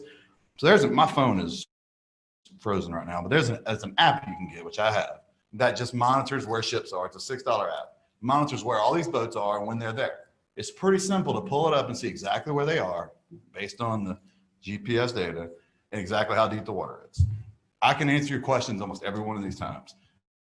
When we met here, I think it was what, in June or July, there was a lot of discussion about the user conflicts because they have been a big, conflict issue near Grand Isle. Well, we left here on that Thursday or whatever it was right after that. Labor Day weekend, on Friday, Labor Day weekend, one of the pogie boats, which was, I believe, a Daybrook boat, was in fact about 200 yards off the beach of Elmer's Island, closest point to Grand Isle, with probably 30 recreational boats all around it, trying to fish, massive user conflict. Pull the GPS data, you can see exactly where the boat was. You can see exactly how deep the water was. It was clearly an issue. When you talk to these guys, they say, well, we have a gentleman's agreement around Grand Isle because with Mayor Cormedale, which, if y'all know the mayor of Grand Isle, he's quite a character, and he's got the gentleman's agreement and we're going to stay 3 miles off Grand Isle. Well, you can go pull the data and clearly see they don't do that. They don't abide by it. They have it. They'll tell you they have it, and we're grateful that we have it. But what good does it do if we don't abide by it anyway? Something needs to be done to enforce this and say, look, if it's good enough to have a gentleman's agreement, then why isn't it good enough to enforce it? And if it's good enough to put in Grand Isle, why isn't it good enough to put in other places? Those are my questions. And I think there's certainly more data that needs to be brought up, whether or not there's bycatch numbers. I mean, look, the reality of it is all that data comes from the menhaden industry themselves. It's not like we have a lot of fisheries guys on boats going out there and saying, what is the data? Most of the data comes from them. So it's okay. I'm not saying there's anything wrong with their data, but the reality of it is that it's our coastline and every other state protects it. We don't. There's a reason for that. I don't know what it is, but there's definitely a reason for it. And I want to know what it is. I'm a business owner. I'm a rough camp owner and a dad. I spent a lot of time on the coast. My grandfather owned a shrimp boat when I was a kid in Intercoastal City. Spent a lot of time doing that. But the user conflicts and these boats being right up on the beaches is an issue. The fact that they say, look, we have a gentleman's agreement to stay off of it means they recognize it's an issue, but we have to solve the problem. And right now we're not doing that. I support it. If it's not today, I think it's not going away. More people have learned about it. It's just going to keep growing. And I think at some point, something's going to have to be done. So I support it. And I thank y'all for your time. I know you have jobs and everything else, and I know it takes a lot of your time, and I really appreciate it. Thank you. Thank you, Ben. Ben Landry.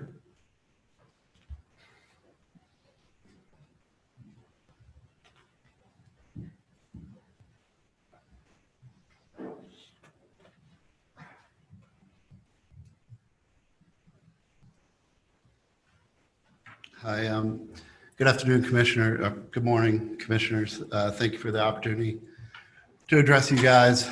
I've spoken to most, if not all of you, over the last year, probably on this issue. First off, I'm representing Omega Protein. I work for the vessel company, which is called Ocean Harvesters, but we're contracted specifically for Omega Protein. I wanted to just clear up a few things. I won't belabor the issue. I think Jason touched on a lot of the points that I'd planned on bringing up, is that there's no observed conservational benefit to this. This is not a biological issue where menhaden are troubled. Quite the opposite. Biomass numbers at some of the highest it's been. And to Mr. Corville's credit, I don't think he even really challenged that. But there's been a number of what I would call just falsehoods that get under your skin a little bit, issued earlier. First off is the foreign company. It really gets under my skin when you hear things like that. So the menhaden industry came to Louisiana in the mid-1960s. It had been on the East Coast since the 1870s, 1880s, but made its way to the Gulf about 50 or 60 years ago. And that's who's operating this fleet. That's who's operating the facilities. In the last 5 or 6 years, companies, seafood companies from around the globe have come in and acquired both of these companies. But because of federal law, the vessels are still operated and owned by U.S. entities. So this scare tactic of foreign companies coming in, listen, I work at the facility now. these guys are not foreign. They're Americans, they're Louisianans. So, you know, who owns the company should not factor into these decision-making. There's not been a change in scope to ramp up effort as a result. It's the same operation being run by the same people that you've trusted for a long time. Secondly, I applaud Commissioners Smitco and McPherson for identifying kind of some of the rhetoric of, you know, 30, 40, 50 million pounds of bycatch. That's an allowable number. It's unfounded completely. The bycatch surveys, which again, Commissioner Corville has not harped on, but I think it bears bringing up. These surveys were conducted through the 70s, 80s, 90s, and as recent as 2011. But the significant ones were done here at LSU by credible scientists getting on vessels in the Gulf Fleet for years, every day. And since that time, improvements have been made to the manner in which we harvest, the shark guards, the excluder devices. So when that data was used to determine that it was 1% or less by volume, we went beyond that, spent millions of dollars to put the shark guards, put the excluder, so it's even lower than that now. No one in the Gulf menhaden industry is going to tell you bycatch doesn't exist. It does. It is how you cannot catch menhaden without the occasional harvest of non-target species. But it is certainly being overblown in this tens of millions of pounds. That is not the case. That would be an extrapolation of the worst case scenario. Another inherent situation is the conflicts. Commissioner Smitco mentioned it earlier. There are user conflicts within the individual sectors. And this industry is willing and able to work with the commission, work with members of the recreational angling community to figure these out. We've had gentlemen's agreements for years on the East Coast and the Gulf Coast. And let's figure that out. I mean, let's eliminate those types of activity that puts a stain on what is a very proud, responsible, and sustainable industry. So we oppose this measure. We do believe very strongly that while we are happy to work on solutions to this user conflict, the 1 mile ban coast-wide is just not the right path. I'm not a very smart guy, but it seems like it's akin to having a fly on your window and throwing a brick through the window. You might kill your fly, but you've created another dramatic issue, which is removing, just tons of otherwise fertile fishing grounds from an industry with little conservation benefit. And, with the hurricanes that are present every year, with the COVID, the restrictions that we've had to do, pull boats out of fleets for weeks at a time, another added restriction is not needed at this time. It's burdensome, again, with very limited, if any, conservational benefit. So we stand here to work with this commission to identify where those user conflicts occur, to hopefully work to eliminate them as best we can, if that's even possible. But we oppose the 1 mile standard from coast to coast. Yes, sir. You represent a mega? Yes. I've got several questions. One thing you said you used the term value, that the bycatch by value. Was that a misstatement? I'm sorry, I tend to slur my word. Volume. Okay. Value. Okay. I have a small hearing impairment. I just want to clarify that. Sure. It's one thing, and you heard me asking them about the depth of the boat. Right. And what depth? What's the draft on your boat? So my understanding is that every boat is a little bit different. So you've got some that are smaller, some that are larger, some that are converted from offshore supply vessels. Yeah. Listen, my colleague at West Bank Fisheries is more of a vessel guy, so if you don't mind. Okay, that'd be fine. Yeah. Thank you for bailing me out. Thank you, Commissioner. Thanks for being here and thanks for allowing me to speak. Answer your question. The vessels draft at light ship with same boats with a net, and the bow is anywhere between 4 to 4.5 feet. The stern is 9 feet. And when they drop and lower the purse boats off, the vessel kind of transitions, the bow gets a little bit heavier, the stern comes up. So it's about an average of about 5.5 to 7. Now that's a big boat. That's the steamer. Okay. And I had chance to see the video stating that we were in shallow waters of 3 to 5 feet. The video in question, I zoomed in on it, was drawing 9 feet, bow and stern. So to the statement you made about old tugboat days, you know, when we had keel coolers on the boats, you know, and I always got in trouble for tearing them off going over the oyster lease. it's the same principle here. We're keel coolers on the bottom of the vessel. Y'all do have keel coolers? We have keel coolers, the props, the wheels, the rudders. There's a lot of damage to be incurred in the vessel. So if that boat went in 3 foot of water, it'd be stuck. It couldn't get there. It couldn't get there. If it's drafting 9 feet, it gets stuck at 8 or 9 foot. Yeah, exactly. And what about the little boats? What's their draft? So with a net, they're drafting 6.5 to 7, a stern, and they have this huge cage that's on the very bottom of it that is protecting the net from the wheel. So it hangs down here. It hangs down. So it's almost as deep a draft as the mothership. Yes. And from West Bank's point of view, we oppose the 1 mile as well. To Mr. Corville's, I'm not sure where the information came from, but I do know over 30% of our sets annually come within that 1 mile to shore. What percent? Over 30%. And that is from CDFR data, Captain's Daily Official Reports. What is y'all's answer to, and it sounds like this is another question for you. They were talking about that you had this gentleman's agreement, which when we were talking about this back in the summer, we understood y'all sitting down with the CCA and trying to work this stuff out. Are y'all not honoring that 3 mile agreement with the mayor? Are your boats going in that? Are y'all tracking them? Is there any reporting? So it's a gentleman's agreement between the two companies. But not with the fishermen, not with the boats?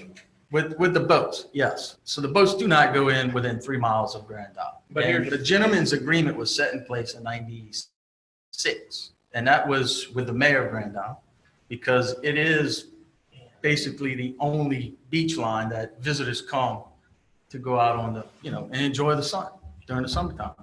So instead of having this big blue vessel or gray vessel right off the beach when people are having fun with their families, we agreed to stay 3 miles from Barataria Pass west to Caminata Pass, 3 mile area of the entire Grand Isle. So was Elmer's Island west of that? So Elmer's Island west of that was a half a mile. We were to stay a half a mile off the beach. And I know there's several videos out there of this, but if you look at the videos, it all depends on the angle of the video that was taken. And I won't say we won't go inside that half a mile. The sets may occur half a mile to offshore, but the tides and the wind plays a huge part in where the vessel ends up after he's loaded his catch onto the But steamer. tide don't move a 9 foot draft boat in 3 foot of water. Not in 3 foot of water, no, sir. You're not going to get a 9 foot draft vessel in 3 foot of water. And Mr. Corville's not with us right now, but he's saying that he's got, and that's something that I'd ask him for, was the depth because of this line of question that I got. I would like to see that myself.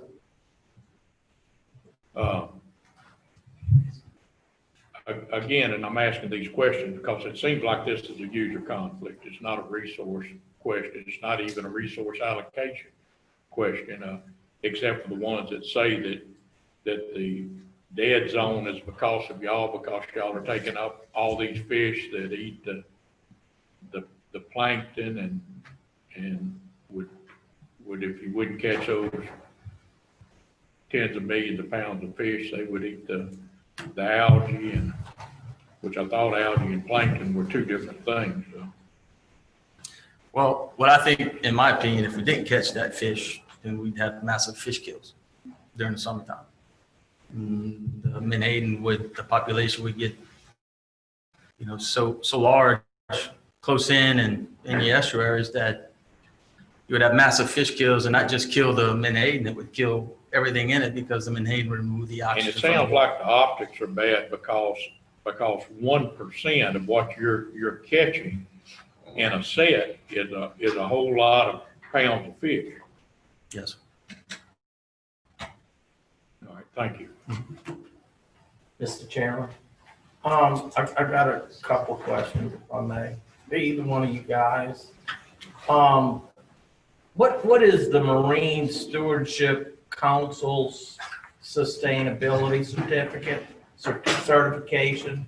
Sure. So if you're not familiar with MSC, it's a very rigorous sustainability certification. So Marine Stewardship Council is based out of London, and it's the little blue fish that you see on a lot of fish or other seafood in the supermarket. And it's supposed to tell the consumer that this is a sustainable harvest fish. You're not harvesting a fish that is troubled. So obviously, let's answer the next question. You're not seeing a whole lot of menhaden in Whole Foods. But as our customers started to demand or strongly suggest that we secure an MSC certification, so we contacted the organization in London. They identified groups, I believe, one group out of Dublin that would actually administer the certification. So we kind of kicked the process off in 17 with Atlantic menhaden and Gulf menhaden kind of running at the same time. And both were certified at the end of 19. So it's anything but a rubber stamp. It's took us over 2.5 years to secure them. A number of the groups in this room opposed it, bringing it all the way to where an independent mediator had to be called in to hear final hearings on it. And in the end, it was supported. So all menhaden harvested in the United States is now MSC certified. So our customers can then feel comfortable that the fish meal and oil that they use comes from a sustainable source. So would you say that it was easy to attain that certification? No, sir. It was very hard and very costly. And I have friends of mine in the oyster business and in the shrimp business that both have gotten these, and they've told me the scrutiny that they have had to go through to attain such a certification. Right. And being that customers are basically mandating you to do this nowadays in many situations, it's not easy to attain. I want to ask another question about beaching of vessels. Okay. Do your vessels get beached regularly? No, I'm not aware of it being anything that is a common occurrence. We give a fair amount of discretion to the captains to, if they see fish within 1 mile, or can you go in and get that fish? But are you going to create a user conflict? Are you yourself going to get beached? And those are all considerations that the captain, who oftentimes has 20, 30 years of experience, has to go and look into. I've heard the discussion of, harming coastal restoration projects. That's an issue I've focused on, forever, really. I mean, before coming to Omega, I worked in the U.S. Senate, particularly on coastal restoration. And I never heard a single utterance of menhaden fisheries harming the coast or harming barrier island restoration until this summer. So I don't know if it's new people getting involved in this debate, but I've never heard that is for a single time. So I think it's something that we're aware of, but to call the Menhaden fishery a contributor to coastal erosion is probably a stretch. If the vessel does get beached, do you have to notify anyone about the vessel? They notify the company for sure. And, you know, it's something that is certainly frowned upon. I would perhaps rely on Shane. So the Coast Guard's notified That's what I thought. of any beach. Yep. Okay. All right, thank you very much. Real quick, I think the only other species that MSC certified in Louisiana is Louisiana blue crab. Now, I know shrimp can be certified wild caught, right, but that is not the international heavy duty certification program that we're talking about here. Oysters in Texas. A friend of mine got certification, so I know that. Oh, okay, And he but not in got Louisiana, I think it's just blue crab and pogies. Right. So, okay. Not that blue crab are doing anything. Thank you, sir. Oh, sorry. One more question. Yes. Ben, you know, I agree with you 100%, but this summer, you know, I just happened to be on Grand Isle, and my granddaughter was with me. She said, Papa, I never been to Elmer's Island. I said, well, let's go to Elmer's Island. So I went to Elmer's Island. So we parked, and I started walking to the beach, and I saw this poke boat. Okay. And it was on the beach. You know, it was within 200 foot of the beach, you know, right there, which I could see where user groups would see a boat like that.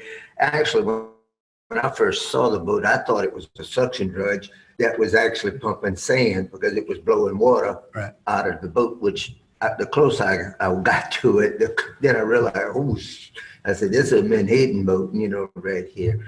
But, you know, I didn't at the time, the boat, I saw sporadic fish once in a while, you know, that was on the beach, but not that many. But yes, it could be disturbing for individuals that's on, you know, that's going to Elmer's Island and seeing this boat. And I can tell you, my granddaughter was 15 and it was disturbing to her, you know, right there. So we need to address this, you know. I don't agree with the 1 mile, but I think, you know, as a company, Menhaden industry, we can get a gentleman's agreement or something and enforce that gentleman's agreement and say, look, we're gonna stay off of these beaches that recreational people, so we don't have these conflicts like we have today. You know, if they don't have to see them, they don't need them. So I'll let Shane address the specific situation that you're speaking of, but yeah, the company is certainly willing to work towards some solution on these types of issues. That's not, basically was going to state what Ben just said. You know, we're not opposed to working to some sort of resolution in this specific area because of the, you know, obviously it is a vacation area, which is why the 3 Mile in Grand Isle was set in place. But the minute we heard there was a, you know, obviously user conflicts and videos of us being real close to the beach, and as Ben stated, you know, the captain has to use his own discretion as to whether he goes in and gets the fish. We have a gentleman's agreement where they're supposed to stay outside of a line. At the time when there was you know, all the videos came out in that area and there was a high user conflict, we immediately moved that ½ mile line to 1 mile. And just to give you the specifics on the gentleman's agreement, it starts on the east end of Grand Terre Island, which is east of Grand Isle. And it's 1 mile from there to Barataria Pass. Barataria Pass to Caminada is 3 miles. And then from Caminada to the east of Bell Pass Jetty is 1 mile. And that's what we're going to abide by. So, yeah, again, we're not opposed to doing something. But Go ahead, Jeff. But the commissioner is saying that he saw a boat just a few hundred yards off the beach. The other anecdotal stories and videos we're seeing. So you're telling me that you'll abide, then I hear you say, but the captains use their discretion, like you don't control the captain. So what is it? So, again, it's, they have their own discretion. I mean, they are the master of that vessel. Okay, well then shit, why are we talking to you? Get us some captains in here. If you don't control it. No, when I get a call that If they you are inside fired the line, them then for yeah. violating the agreement, they'd probably comply, right? Right. But you're telling me that 100%. that it's their discretion, that you don't control it. 100%. You're not making a very good. Well, look, I mean, again, if they make the set offshore where the line is and the tide moves that boat inshore, if they're light and there's a lot of play, strong south winds tend to push us closer to the beach.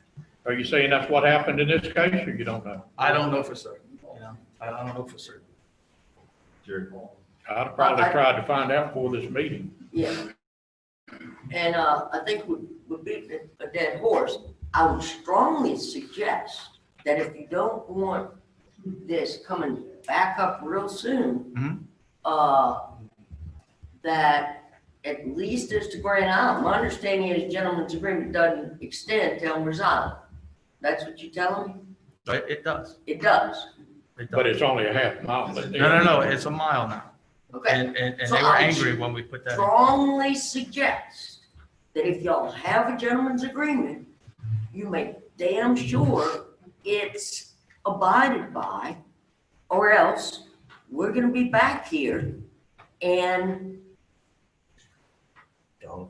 Got it? No, I understand. I Okay, understand thank you. 100%. Thank you. Yep. Thank you. Thank y'all.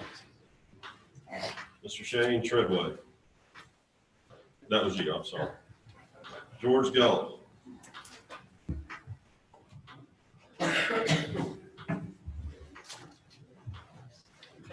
Thank you for letting me speak here today.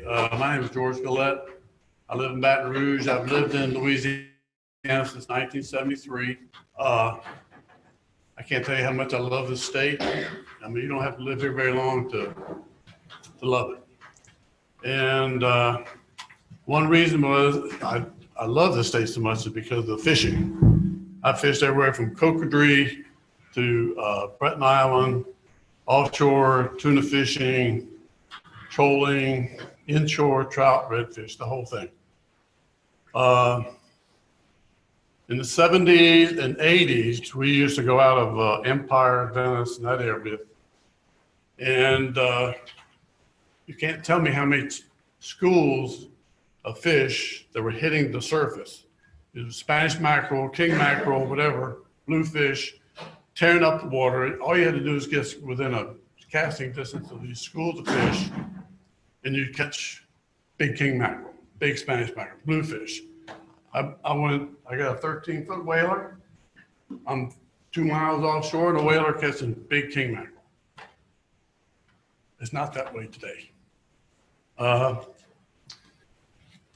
pogies you're talking about, the menhaden, I'm from Delaware, and we call them menhaden. Down here they call them pogies.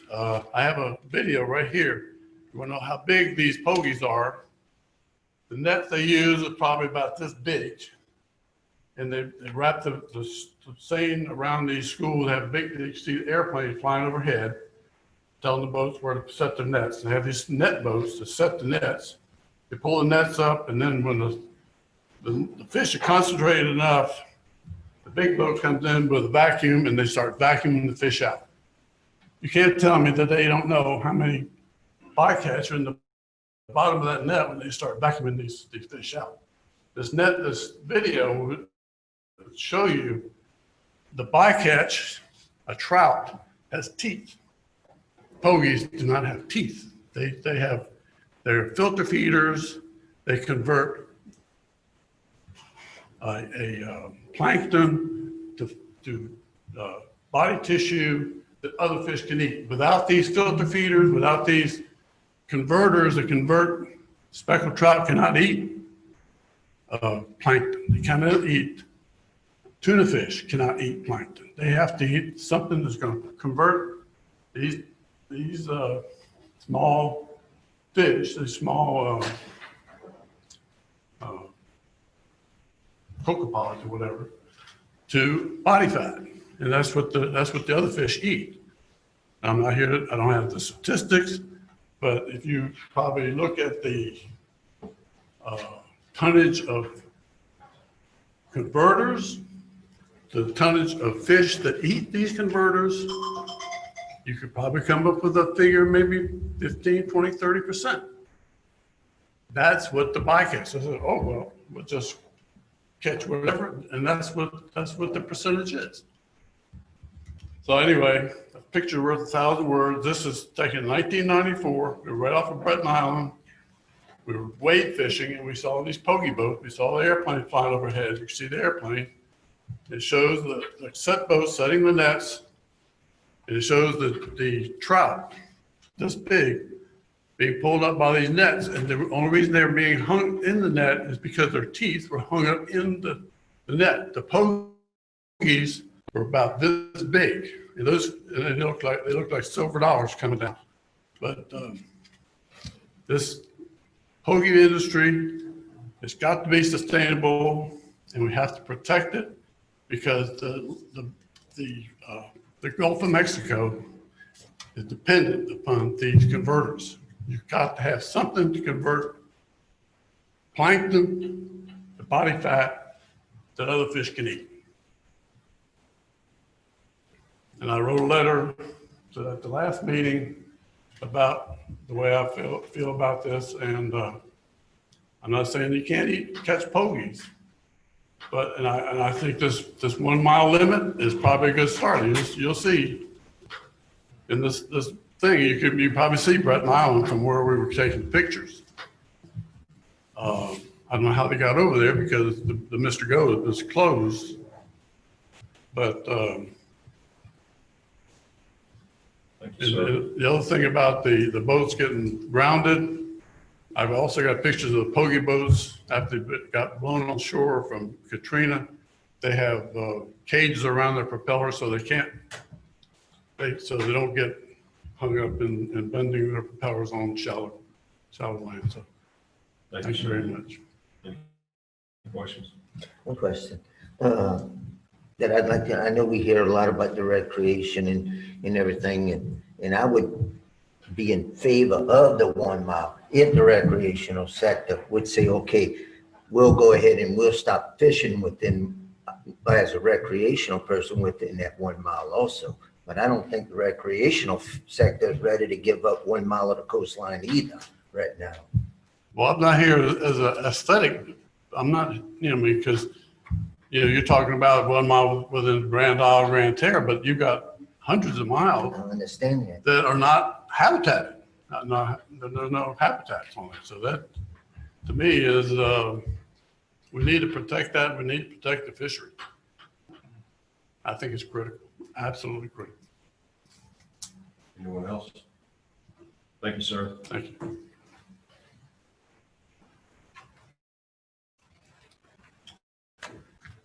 Mr. Chairman, member.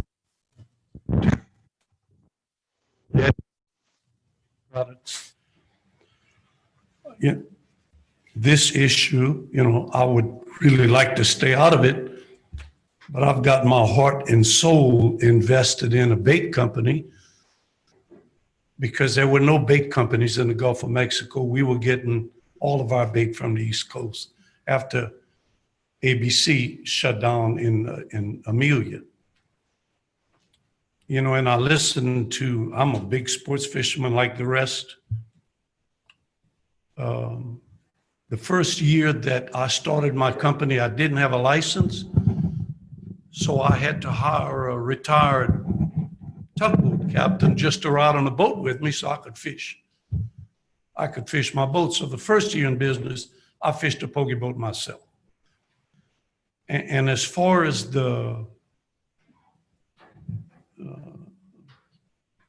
everyone's right, that all of but where all this leads to is there's two issues. One is, are we disturbing the bottom? Are we somehow, well, there's a fine line between if the big boat's on the bank once every 2 or 3 weeks and the shrimp trolls and the oyster dredges, but the sports fishermen got their anchors and when they're in shallow water, they busting up the mud like everybody else. So we're all guilty of the same thing. The end result is, I think the menhaden industry is the only school of fish on the planet that is increasing in numbers. It is the healthiest stock of fish. When I started my company, I read and researched and read. I was also on the Louisiana, I've been on every board, but a Seafood Advisory Council. But when I was also on the Marine Finfish panel, and we were chartered with developing a fishery management plan for the state of Louisiana. So we've researched fishery management plans from, hell, we didn't have one. So we went Alaska, Argentina, Australia. We grabbed stuff from everywhere and we just piled up everything. And so the existing Louisiana Fishery Management Plan, I was on that board with a bunch of guys, my good friend Mo Clavery, back then it was GCCA, and we tried to put something together that was fair. So all of us are in this fishery together. We all move the bottom together. We're all guilty. The 1 mile, and I can't speak on behalf of everyone else. When I fished the pogie boat, the majority of my sets were from a half mile to about 5-6 miles, the majority of my sets. I didn't have any experience. My dad was a shrimper. I'm still a shrimper. I own St. Mary Seafood Incorporated. I buy crabs every day. I buy a lot of crawfish, catfish. I buy everything. But I think it's a little bit dangerous to put a line, and I would like to stay out of this, but for my company, there's nothing done, so I can't ask you to exempt me, please. But it's a Louisiana company. I started this thing. I came to the department. The department didn't even know that all of our bait was coming from the East Coast. They were not even aware of it. So certainly whatever is done, and David with CCA, those people are really good people. They don't want to hurt no one. But I think that the direction that the young lady that's right here, Mr. Joe, I can't remember her name, was, let's try to honor the gentleman's agreement, please. Certainly, where my boats fish, hell, is never a sports fisherman. I'm west to Southwest Pass. Most of my stuff is towards Texas. There's a couple guys come out of rollover or something. We don't see that much sports fishing. There's no one there. In reference to fish boats coming on the beach, once the purse boats set, once we set the purse boats, we shut the engines off. When the tide's ripping, especially when she rips hard in the west, when she's ripping west with a south wind, it's going to take you. You have no control over it. Then the steamer has to go, he's got to pump the fish. So the purse boats are moving. He can stay out where he wants to. But that tide's ripping, especially when she rips west. And south wind, it's going to move them. And listen, the crew and the captain, nobody wants to be in that mud. Excuse me, because I've been there. Nobody wants to be there. But it happens. People are probably going to get killed today in Baton Rouge in a car accident. We're not going to stop making cars. I just think, Excuse me, we're trying to limit to 3 minutes. yes, sir. Any Mr. questions? Chair, I just wanted to represent my company Absolutely. and just so you guys, Let me and ask you, I'm trying to understand the industry at all. The bait industry, are you catching the same fish, the same age class fish for the bait industry? Mr. McPherson, we do try to catch a bigger fish, and we can't carry as much fish because I target bigger fish. There's times the airplanes can help us some by the whips in the water. They can tell us the size of the fish just by the whips, and we can when we spot them. So we do try to catch a little bit bigger fish with Omega's boats and Daybrook's boats. They You're don't telling have me it's us. the reverse of what I thought. Y'all are catching bigger fish than the rendering? Yes, sir. plants? Yes, sir. The plants, they can use a smaller fish, but that fish is not exposed to them. Those small fish are just coming out now, and they're closed. These boys stopped fishing. All of those small fish are in the estuaries. So when we're all out fishing in the Gulf, it's pretty much all year to 2-year-old fish. There's some. Once the north wind starts blowing like right now, Omega couldn't catch those fish if they tried. They've closed. My boat's out right now. He fished 2.5 days, and we've got about 8 pallets of fish that he's coming in with. Because once the north wind starts blowing, those fish start going offshore, you see. But I apologize. I don't want to take a lot of your time. And I'd like to thank you guys in the past. You've always supported my bait company. Thank you. And the guys, the Menhaden fishermen, I want to support those guys. Those captains, there isn't a captain that wants to get stuck on a beach, bend his rudder or his propeller or anything like that. We're all guilty of busting up a little bit of sand. Tugboats, the shrimp boats, the sports fishermen, we all do. None of us do it on purpose. Thank you, Mr. Chairman. Thank you, sir. Thank you. Renee Price does not wish to speak and is in favor of the NOI. Scott A. Bear with Daybrook does not wish to speak and is against the NOI. Jason Smith, a concerned citizen, does not wish to speak and is against the proposal. Al Green does not wish to speak and is against the NOI. And those are the comments that we have. Who do those last folks represent, did they say? Al Green, Bell Chase does not represent. Concerned citizen Jason Smith.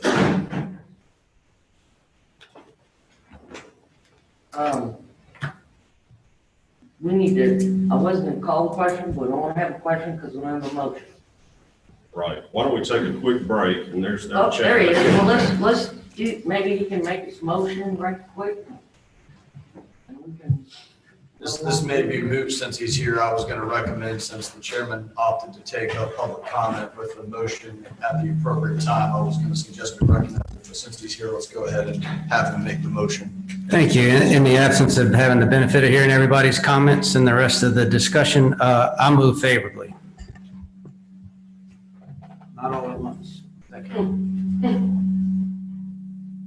Mr. Chairman, I'm gonna make a second, would like to be called on for a substitute motion. We have a motion and a second. Can I have a substitute motion? Okay. I think before you left, Chad, I used to be a pretty good counter in a former life, and I can count here. We heard from the Manhattan industry while you were out, and they admit that their boat, and I think that in your NOI, I don't remember seeing it, but you had an exception if the boats drift in, which they were saying was out of their control and all. That's correct. My intent is, The word I would use, and I was asking for help on it, it would be active fishing on what I would call the right side of the line. And then in the event, as I understand the way I learned how these guys prosecute the fish is they close the seine. Now they're not under power. And I don't think it's appropriate to penalize a guy or an industry as they drift across that line. They shouldn't be penalized because they're not actively fishing. So the terms, if you will, or the language that would be appropriate, as long as they're, in my mind, on the right side of the line, they'll be fine. Now, obviously, when they're not under power, they need to be careful that they don't run aground, which, I mean, I would think these guys are clearly smart enough to figure that out and know how to operate their own vessels. Well, I think we got it clear that nobody wants to destroy their boats. These boats have keel coolers like I'm familiar with and all. And you're going to go back and watch the tape, I know, but one thing that you didn't have the benefit of, I asked the pointed question of what depth of water, and you did your depth studies and all. And when the industry came up, I asked them the draft on their boats, and it sounded like they even said that it was probably marked on the boat. They said that they zoomed on one of the videos and saw the depth on it was riding, because they're going to ride different depths, whether they got the nets on the boat, can you turn that squelch down or whatever you call it just a little bit?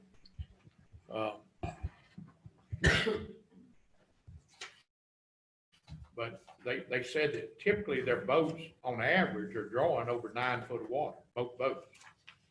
And we heard that anecdotal testimony about they were in 3 foot boats. So in our mind, we know that's an impossibility. You can't even bob up a 6 foot, and land on top of a sandbar. And the last thing you want to do is be on that sandbar and eat everything up, in your boat. But it seems, and you remember our initial discussions, I'm in favor of, to me, this is not a resource issue. It's not even a resource allocation, because they're not targeting the sports fish, and sports fishermen sure aren't targeting pokies, It seems fairly clear that it's a sustainable resource. It's a big economic number, the pokey industry. You don't want to do away with that. You just want to avoid the user conflict. Thank you, Malta Beach. And, well, that's the user conflict, isn't it? Well, for me, it wouldn't matter if there was anybody there. They just get them out of that shallow water. It's both. Okay, well, that goes back to the 3 foot versus a 9 foot draft of the deal, But basically, I want to try to the degree possible, come up with something that'll do away with the user conflicts where possible, And we got and I think the last gentleman with the bait industry just said that where he catches his bait, there's no sport fishing at all. He never sees a sport boat. And I don't remember exactly where he said. I think it was more to the west is where he was talking about. But in our discussions, that was my approach, is try to identify where the conflicts are occurring, with the idea that from the testimony and what you had said, we know where these boats are exactly, and if we could put some stuff in and I'd like to see when they get in, when they violate their gentleman's agreement, which they admitted they did on Elmer's Island, then that would also be something they would report, just like a snag net, where they release 2 million pounds of Manhattan, and the department starts getting calls, and we start getting calls. There's dead fish everywhere, But something along that thing. Jason, would you just come back up and excuse me, Mr. Chairman, is he looking mean at me again? What is the value of the Manhattan industry? It's a fair chunk. Given the confidentiality of it, what I can tell you is the last 5 years, it's averaged 20% of our total commercial landings, both inland and marine. So freshwater and marine fishery, it equates to roughly 21% of those total landings, which is by far the biggest fishery in the state.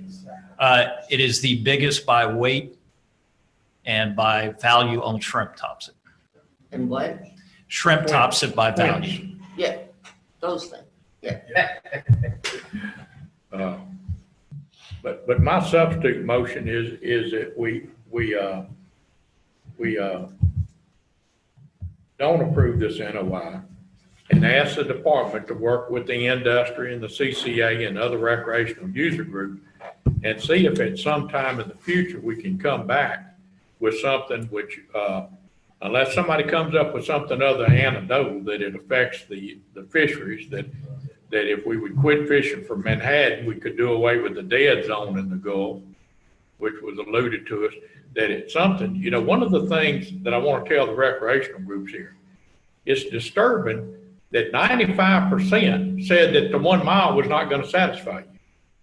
3 miles, 5 miles, do away with the industry. So you want to take a little bite, but I went through all that years ago with the CCA and the guild meeting, you know, there wasn't any compromise, you know, do away with the industry.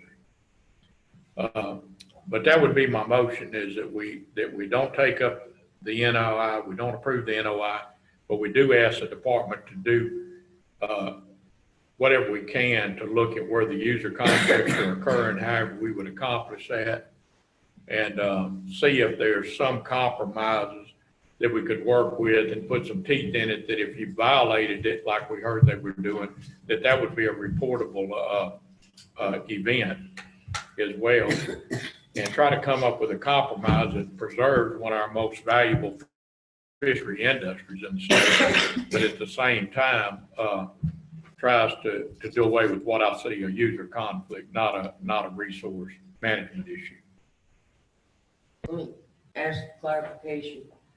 So if we boil it all down, your substitute motion is to direct the department to look for compromise that would. Not even a directive, it's a request that they look at the issue. To look at the issue, see if we can get rid of some of the user conflict. Correct. All right, I'll second. Mr. Chairman, I'd like to comment. Commissioner McPherson, I did that back in the summer. And I'll be honest with you, I mean, if that happens, great. But I asked for all the stuff you're asking for. And here we are today. So, you know, for me, we'll vote, do whatever. I've been outvoted many times. It doesn't bother me a bit. But I did exactly what you're asking. We can probably go back to the meeting minutes from the summertime. Maybe you'll have more success than I did. I'm not gonna do it. I requested the department to do it. I made a similar request, is it all I'm saying? And so I know we've got a motion. You sat down with the industry and the recreation. I requested at this mic for us to look at drawing some lines where everybody could agree to go to heaven together. And for whatever reason, you know, we evolved into this point. And I'm going to leave it at that. But again, maybe you guys can have a better stab at it than I did. So I'm ready to vote, and it's probably, I think everybody in this room is probably ready to vote. So let's move on. But if y'all want to vote my motion down, doesn't bother me a bit. Well, we're gonna vote on my motion first. Okay. Call the question. Call the question. I'm sorry. Go ahead. Mr. Chairman, it sounds like we're calling the question on Commissioner McPherson's motion, which is to not approve the NOI and then to request the department identify where user conflict exists and report back on potential compromises to this commission. If I captured your motion correctly. And Commissioner Smitko seconded. Correct. That. So do we want to do a roll call vote? Sure. On the question. There's no objection to the question. Huh? There's no vote on the question. No objection to it. A roll call vote is appropriate on Commissioner McPherson's motion at this time. Okay. Jerry Smitko, Yes. Dusty Guidry, Yes. Joe McPherson, Yes. Andrew Blanchard, Yes. Allison Sari, Yes. Jay Corville. No.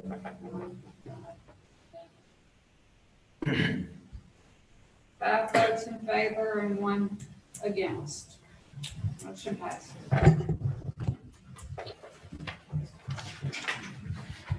Thank you, everyone.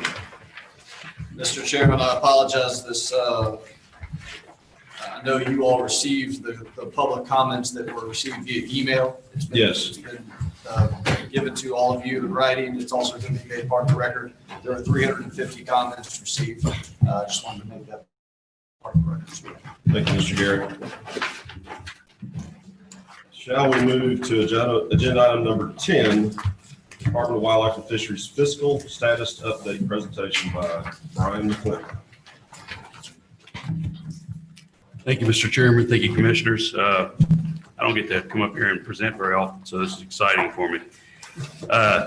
This update is basically, so just kind of let you know how my life or our life and fiscal exists. We just submitted our budget, was due on November 5th to the Office of Planning and Budget within the Division of Administration.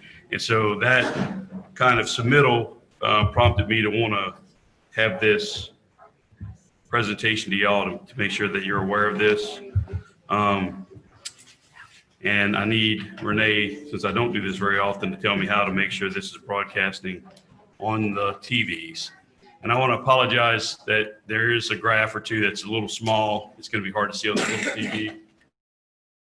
Can you tell me the button here? Oh, just right there. That's it? It works? Oh, sorry. All right, so thank you. So to tell this story, I'm going to go back a little bit because I think everyone still remembers Secretary Montesey's first year. We went to the legislature with a fee consolidation and an increase. And this was the pamphlet that we handed out. So I have denoted at the top the next few slides. That was fiscal year 2018, just so you can separate what was then and what is now. So this was kind of our marketing platform with the Price of Paradise. At that time, we'd let y'all know that we haven't received general fund. I've done a lot more research on our general fund. Since then, the last time we've had any general fund was they actually went towards the department. They actually had some specific projects on aquatic weed spraying that went all the way to 2007, and it started in the late 90s. But in 2002, we had some money to pay for the administrative law judges that were currently at the time doing processing our fines, because at one point in time we used to do those in the house. And then in the year 2001, we actually had some for some enforcement agents to expand some enforcement areas. So since 2001 was the last time we had any general fund in this agency that paid for the employment and the direct operations of the department.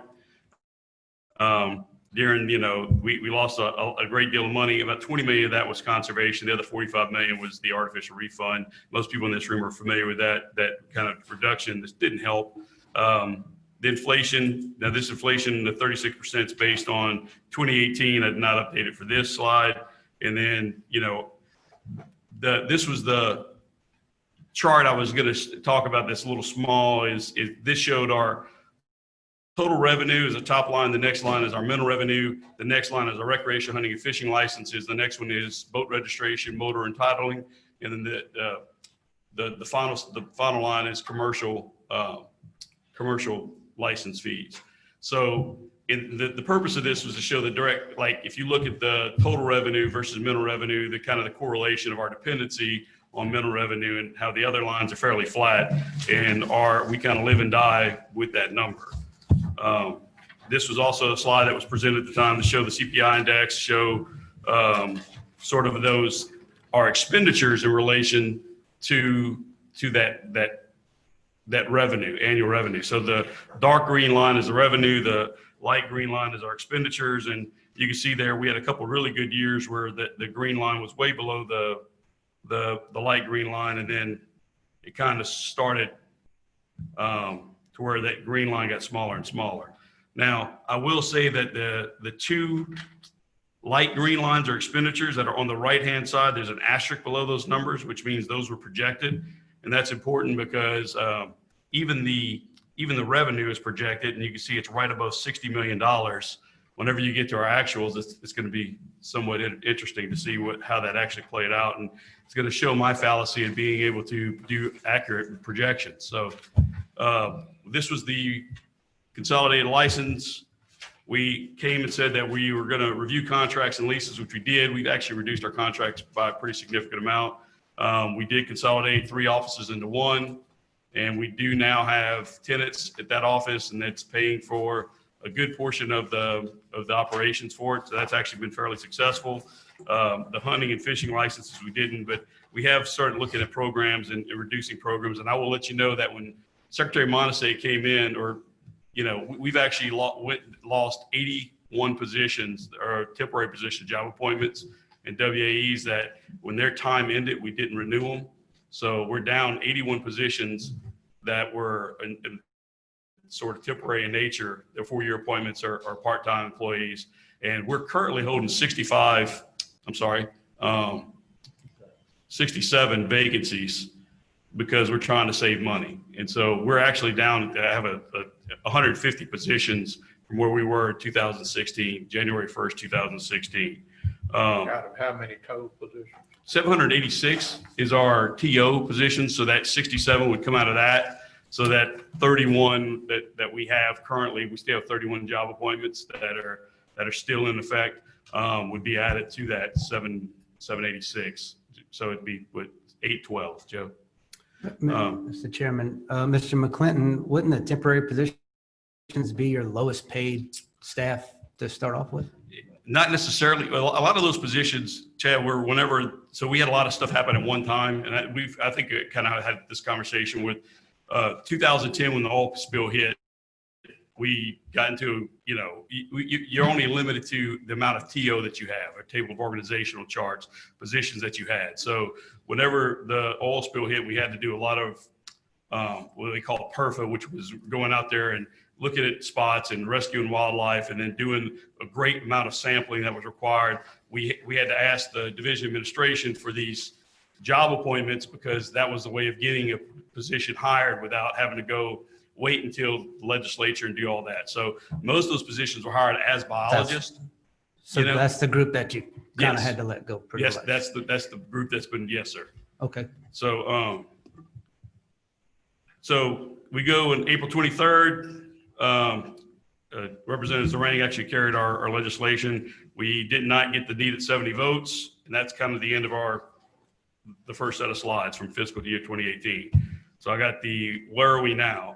So the little red arrow shows the minimum revenue that we had at the time in April 23rd, 2018. And you can see that it's, unlike my projections earlier, it hasn't gotten really, really any better. Oil and gas not only is oil and gas, prices dropped pretty significantly and it's settled around $40 a barrel right now, but our production on our WMAs has gone down. So that's kind of impacted that as well. I do this little red circle in the last 3 of the last 4 months because it's actually been under $1 million those last 3 of the last 4 months. So for that reason, I'm going to do this slide, which is the bigger version, a more updated version of that one that showed the correlation of us with the different funding sources. So again, the top line, this has been updated 3 years. The top line is, sorry, Renee, is our total revenue, oil and gas, recreation, same order. Civil restitution has been added to the bottom line at the bottom, which is about 250,000 is what we're getting on that. But that's why it kind of sits there right there at the bottom. But you can see that oil and gas now projecting it's gone this year. We're actually expecting it to be lower than we are getting in recreation hunting and fishing licenses. Yes, sir. Mr. McClinton, are y'all getting any new oil and gas leases? Anybody expressing any interest in new leasing opportunities? I'll ask Randy because that falls under his shop. Very few interest, very little interest. Commissioner Corville, we've had some 1 or 2 leases that were bid out, but other than that, the issue is, like Brian had mentioned earlier, is with production, right? We're not seeing the production, even though you have valid active leases. The production, just with the price. Is it depletion of reserves, or is it the companies No, it's just the price, have the a, price point. You know. so you think you have plenty of reserves there? It's about actual cost per unit of oil or gas. I think that has a lot to do with it. I'm not saying that there are some areas that are, you know.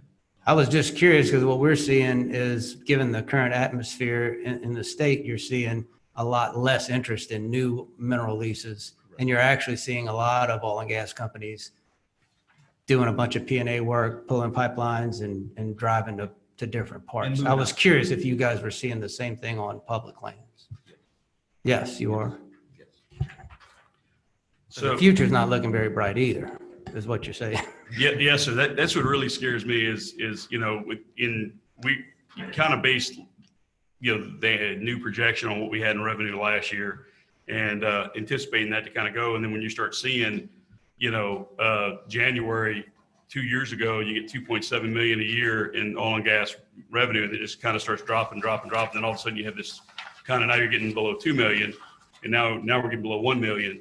So it kind of, it's a sobering effect. So that's why we're holding, 67 vacancies. And that's why we're constantly looking at things and trying to save dollars anywhere we can, so this. Commissioner McPherson? Yes, sir. Brian, Yes, sir. on your fund balance, your conservation fund balances, I appreciate it. It looks like that we filled it up. We did real good when oil and gas prices was high. So we were fairly prudent. We didn't really overspend just because we had the money. We didn't expend it.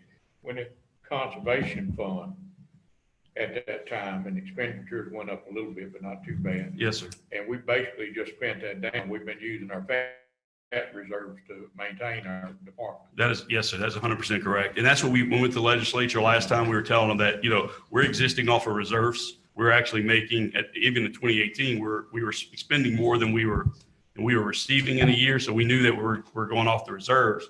But my projection at the time on the reserves was that we're going to continue to make about $60 million a year.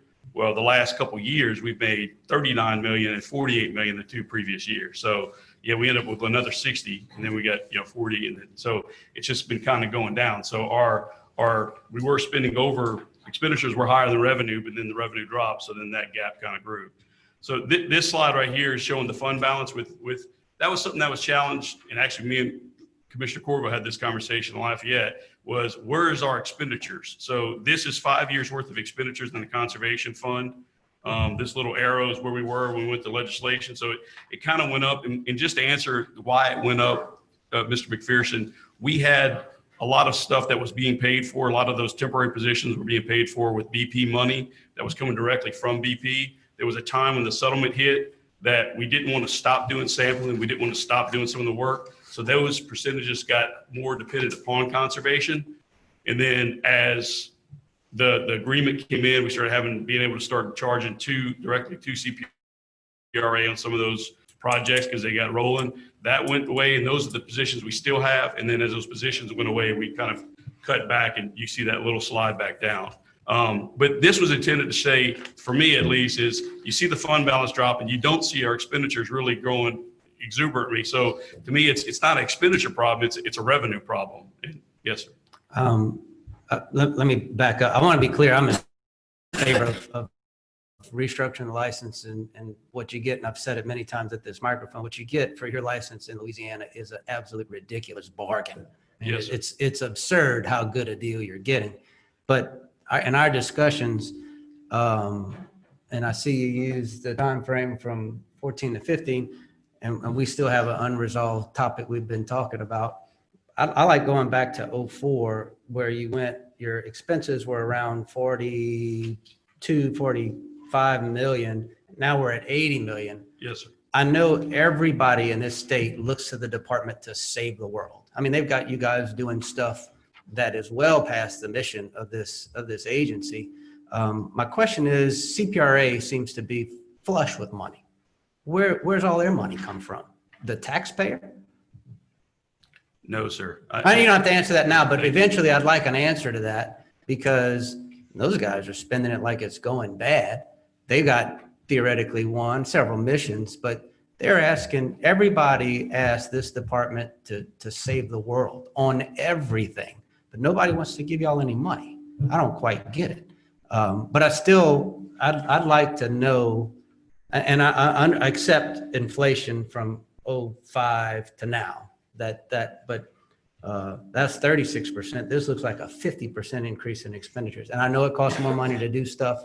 I would just for us at some point, like to get a handle on how much extra stuff, is that the result of everybody asking you guys to do everything? And if that is the case, then I know it's hard to say no, and nobody likes you when you say no, and they go after your budget when you tell them no. But at some point, enough is enough. You can't keep squeezing blood out of a turnip. So anyway, I just wanted to get all of that, and we'll have our discussions hopefully over a couple of cold ones at some point. But I think this is long overdue, and what we get in Louisiana is an absolute bargain for our license. Yes, sir. We've been very cognizant since the last time, whenever the license restructure, everyone who was part of that committee worked really hard. We met with the different NGOs, and we worked everybody, and we felt like we presented a pretty, it wasn't that much more expensive to the user, and it was something that would have got the department a lot further down the line. So whenever the comments came back and said, okay, well, y'all are too big, you do this. So we've been trying to save, cut everything we can. We've maximized max on all of our federal grants. We use the accountants hate me because they have to lose all these different stat data and stuff that we're using. We segmented things. We try to move people to positions where they can charge a different funding. I mean, we've done all these things. So if you look at it, I have a couple slides that I've hidden in the back because I've learned that from sitting in that table to hide things in the back. But 72% of our conservation expenditures are from salaries related benefits. 72%. Another 14% of that, sorry, I think 17, I have to pull it up, but it's from IAT expenditures that I cannot control. Those are the payments that we make to our OTS or state procurement or group insurance, retirees, contributions. Like those things are just, legislative auditor and stuff. There's fees that just come to us, and it's like, this is your portion, this is your type of it. So if you look at, and I'll get to that slide and I'll show you the discretionary funding. Like if you look at what we spend in travel and supplies and operating services and professional services and conservation, it's menial. There's no way to cut right there. So and if you look at, like, I'm just gonna pick on Patrick and Randy's staff, but most of those people don't charge 100% to conservation. They have all their programs either have a federal grant or some sort of statutory dedicated funding that they try to attribute to. And so at some component of their job or leave or related benefits, group insurance does come out of conservation. So they're included in that related benefits column, even the ones that are 100% federal. But, there is an expense to having people. And that's kind of like, we've gotten to the point of our discretionary expenditures. There's not a whole lot more I can cut.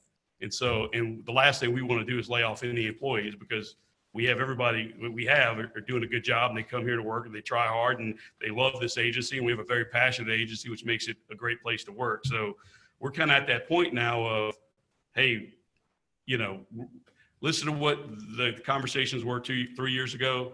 We've cut about as much as we can to go back to them, maybe hopefully go back again and say, listen, we're at a place where we need some help. We've done all we can do on our own. People are going to be impacted. Services are going to get impacted if we don't get any help. And your intent is to go both recreational and commercial for adjustments, right? Yes, sir. My intent is, or our intent, I should say, not mine, but is to, and I took that slide out of this presentation because we haven't got approval from the governor's office, and that we have submitted our legislative plan to them, but I don't have, approval of them saying, yeah, go crazy with it. But it's for a commercial, a recreational, and then boat registration too, as well, because we have 27 different 2-foot lengths. And we talked about the idea of going to you got a class A, 1, 2, 3, 4, that's it. And then if you just go register by your vessels, a Coast Guard class, and keep it a lot simpler. It's complicated. All of it's complicated. Yes, sir. Now. Yes, sir. Quick question. The hunting licenses are also being included too. Yes, sir. Okay. Yes, sir. You're just talking about fisheries, but. Well, it's recreation. All recreation, yes, sir. So this right here is our conservation projection. So the way this kind of slide works, if you go to the blue line from one fiscal year, it moves up to the orange line. That's the kind of the fund balance moves up. You have, revenue, expenditures. That white line is kind of other things that come out, whether it's a capital outlay or if there's sort of an accounting error between us and DNR, if some sort of adjustment happens. That's the white anyway, and it kind of keeps rolling back and forth. So you can see that, we were at 79 million. The last couple of years, we've held expenditures under 72 million. Under 72 million. And we actually met with the governor last year. We said, look, this is what we're dealing with, and he said he asked us to hold our expenditures under 75. And I will say these guys did a great job. And of course, they do it by asking their people to do more and spreading people thin and stuff, but we were able to hold it right at $70 million. So this year we haven't filled positions. They're very, very few and far between. I know it's to the frustration of a lot of maybe wildlife and fisheries employees who are listening to me at the moment on the internet, but we're trying to hold it at 72.5. That's what we're trying to hold to. Our budget's 78 million is our actual operating budget this year, but we're trying to hold it to 72.5. You say, well, Brian, why are you asking for 78 or why do you have 78? And that's, if we were to fully fund all of our positions, that's what it would cost to have a fully functioning agency. So we have just submitted our budget request. Like I said, on November 5th, that number that you're seeing in the projected 2022, that is our budget request. That's the number that we're submitting to the budget office. It's 78 million. That's to basically fund everybody and have a department that can basically do all the things that we're being asked to do. And so we're asking for general fund. We've met with Commissioner Darden. We told him we're asking for it. We showed him a similar presentation. He said, okay, but this year, there's not a license restructure that's going to get me out of needing general fund this fiscal year. And we're also aware that current projections of the state budget is about $700 million. They're short. So we don't know our ability or how well we're going to be received asking for $20 million. But that's kind of where we're at now. So I did want to just kind of share that and let everybody know that that's kind of the predicament that we are in, is that we've gone long enough. We've like I said, we've tried to do all the measures we can to save, but we're currently in the red, which means next year we're going to be at the point where without any reserves, we're going to have a bigger problem, funding wise. So that's kind of my fiscal status update. It's all dreary and depressing and Full of good news. Yes, sir. Is the intent to go back for a license, your restructure this year? If I would, yes, sir. That would be my hope would be that we would be able to go to the legislature this year to be able to do the commercial boat and recreational license restructure. The reason I asked that, your statement just now was that there's no restructuring this year that's gonna. Yes, sir. So if I do a commercial license restructure, it gets approved in July, the legislature. So it wouldn't go into effect until, yes, sir. The soonest I could put it in effect would be the following, that following commercial year, which the license are going on sale for like November 15th. Now, so we'd have from July to November 15th to completely redo all the programming and everything. Michelle would kill me. But if I did the recreational one, it wouldn't go into effect until the following new license year, which would be the following June. So it'd be basically a year in advance. And the boat, I don't know if we got a boat license restructure. I guess we could probably do that starting January. There's no real boat season to start or in that. So if just getting a license restructure passed this upcoming legislative session, there's no revenue that's going to be recognized for at least 6 months to a year. Mr. Corville, this is the one that shows, this is our expenditures and conservation by each agency. And so that's a total, it's kind of bigger at the bottom. So like it was 72% was in personnel services, salaries, related benefits, and then 14% is IAT, or a total of basically 86% of our budget is people and obligations that we cannot control. So if you look at, there's about 16% of our expenditures and supplies, operating services and travel and professional services and those kind of things that come out of conservation. And I will let you know that most of our federal grants have a matching component to it that is going to require some amount of conservation. So What's IAT expenditure? it's an interagency transfer. So that money is my money to go to the Office of Technology Services to pay for our IT, Office of State Procurement to pay for procurement. We pay civil service to administer, to do civil service functions for us. The legislative auditor. Anybody else some bills? That's what I'm all about. Yeah, we pay DNR to manage our No, minerals. I want to send somebody some bills. Yes, sir. So that's IAT. It's our payments to other state agencies to provide services.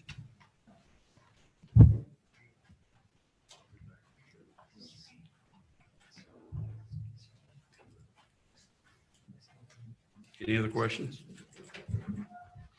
I guess you guys will come back, Mr. McClinton, over time as you guys develop your package for license packages and what have you? Yes, sir. So my hope is, and we got the kind of the plan that I had, and I guess I could have thrown that on there, but we got the licensing restructure group back together. We looked at the recreational, commercial, and boat.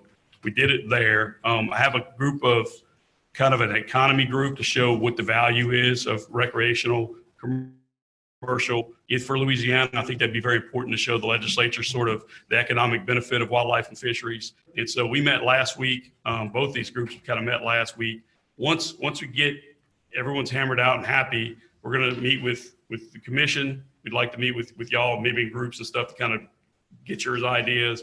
Then we're going to start meeting with the different NGOs again and the different commercial industries again, just to make sure that everybody's, we're filling everybody out on what their opinion is of it. So there's going to be a stage sort of process to that. And then we're going to try to meet with the natural resource committees on the House and Senate side. That's all contingent upon the governor's office allowing me, us to move forward with this as well. So, but yes, sir, y'all should be hearing from us, and we'll try to drive out and show you and get your opinion on it. Yes, sir. I think it might be beneficial, and I don't know if the department's doing it, but I think we should consider trying to meet with the congressional delegation to let them know where we stand as a department. And we know that there's going to be funds made available now that the election's over. And due to, I'm sure that there's been a loss of revenue that's impacted, and we can show that that loss. We should try to see if we can get a portion of that funding to help with to right the ship until next year, until we're able to hopefully pass license increases. And I don't know if anything's being thought about doing that within the department, but I think it should be something that we should be aggressively trying to work toward.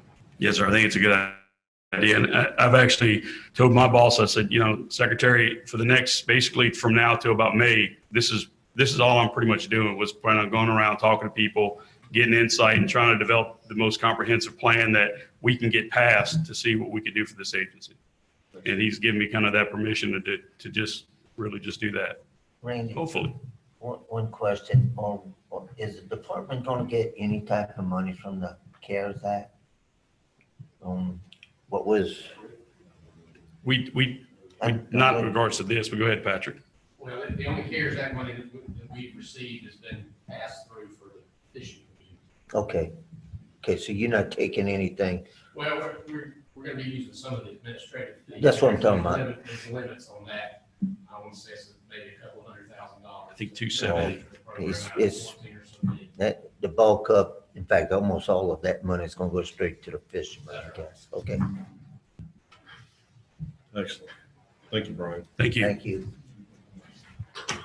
Agenda item 11, Cole Garrett.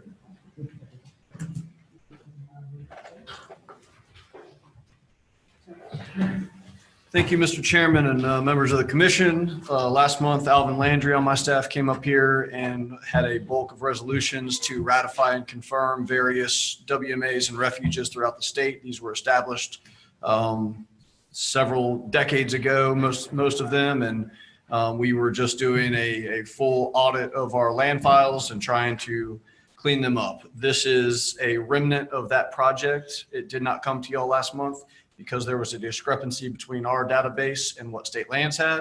We have resolved that discrepancy, and this is a resolution to confirm and ratify the St. Tammany Refuge. It is about 1,700 acres. It was established in 1938, and we had no records of a formal establishment. This will correct our files.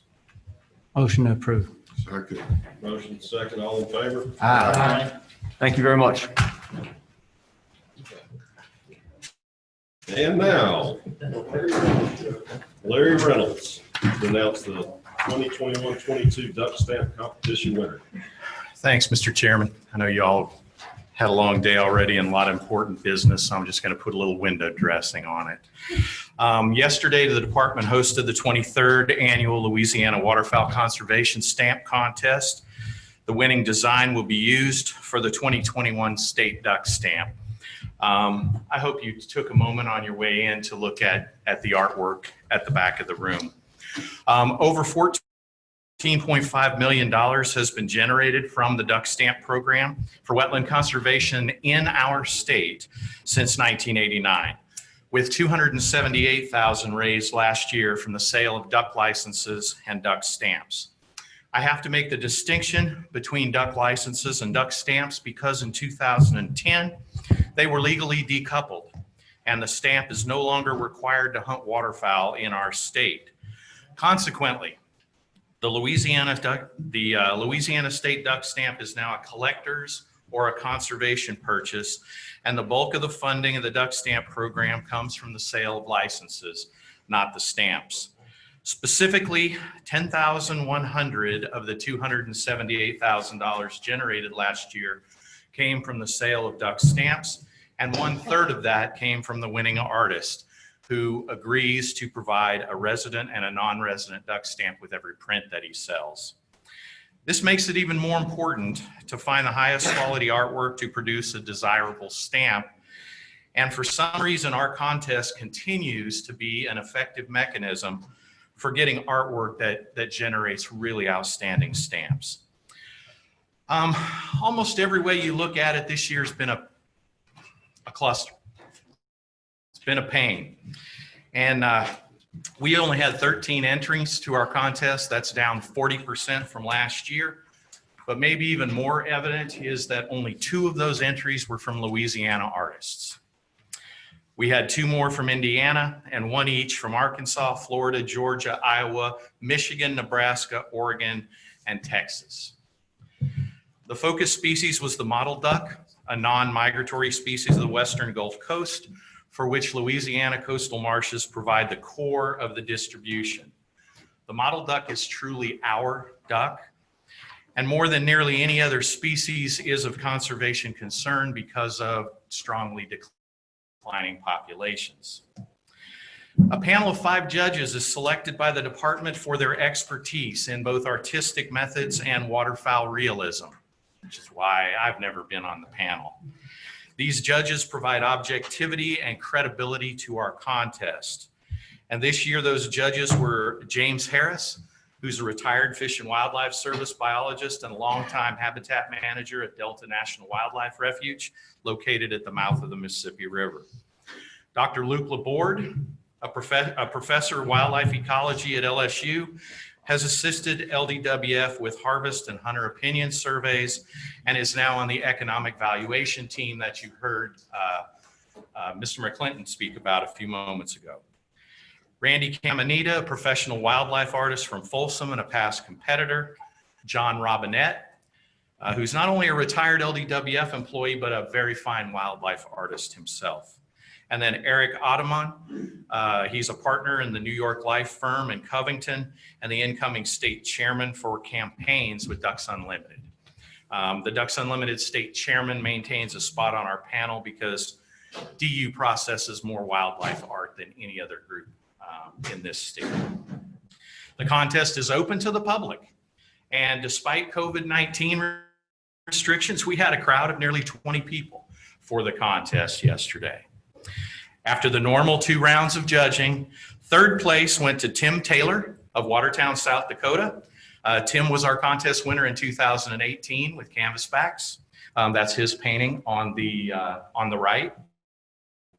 Second place went to Anthony Paget of Noblesville, Indiana. Anthony's another past winner from back in 2009 with the Chesapeake Bay Retriever during our Retriever Save Game series. And the winner of the 2021 Louisiana State Duck Stamp Competition is John Nelson Harris of Groveland, Florida. Mr. Harris also won our competition with Gadwalls in 2016. He's won the Florida Duck Stamp Contest multiple times, and he was pretty tickled yesterday when I called him. He was hunting snow geese in North Dakota, sitting in the field. And he was pretty tickled that he now has a winning state duck stamp in Florida and in Louisiana with model ducks. The department appreciates all the artists that participate, and I urge everyone on their way out to take a look at some of the artwork. It's a part of my job that amazes me every single year, what these men can do with paint and a brush. Thank you very much, Mr. Chairman. I just have a comment. I'm glad the guy from Florida won because he's the only guy that's probably seen one in person. The other 2 guys are from South Dakota and Indiana. He's got a competitive advantage. Thank you, Larry. Agenda item 13, Mr. Shebley. Summary presentation of the October and September Gulf Council meetings. Bring up the tail end again, huh? Good afternoon, members of the commission and Mr. Chair. So I get this fired up here, be ready to go. I'm gonna try to make this as quick as possible. So since both the April and August commission meetings,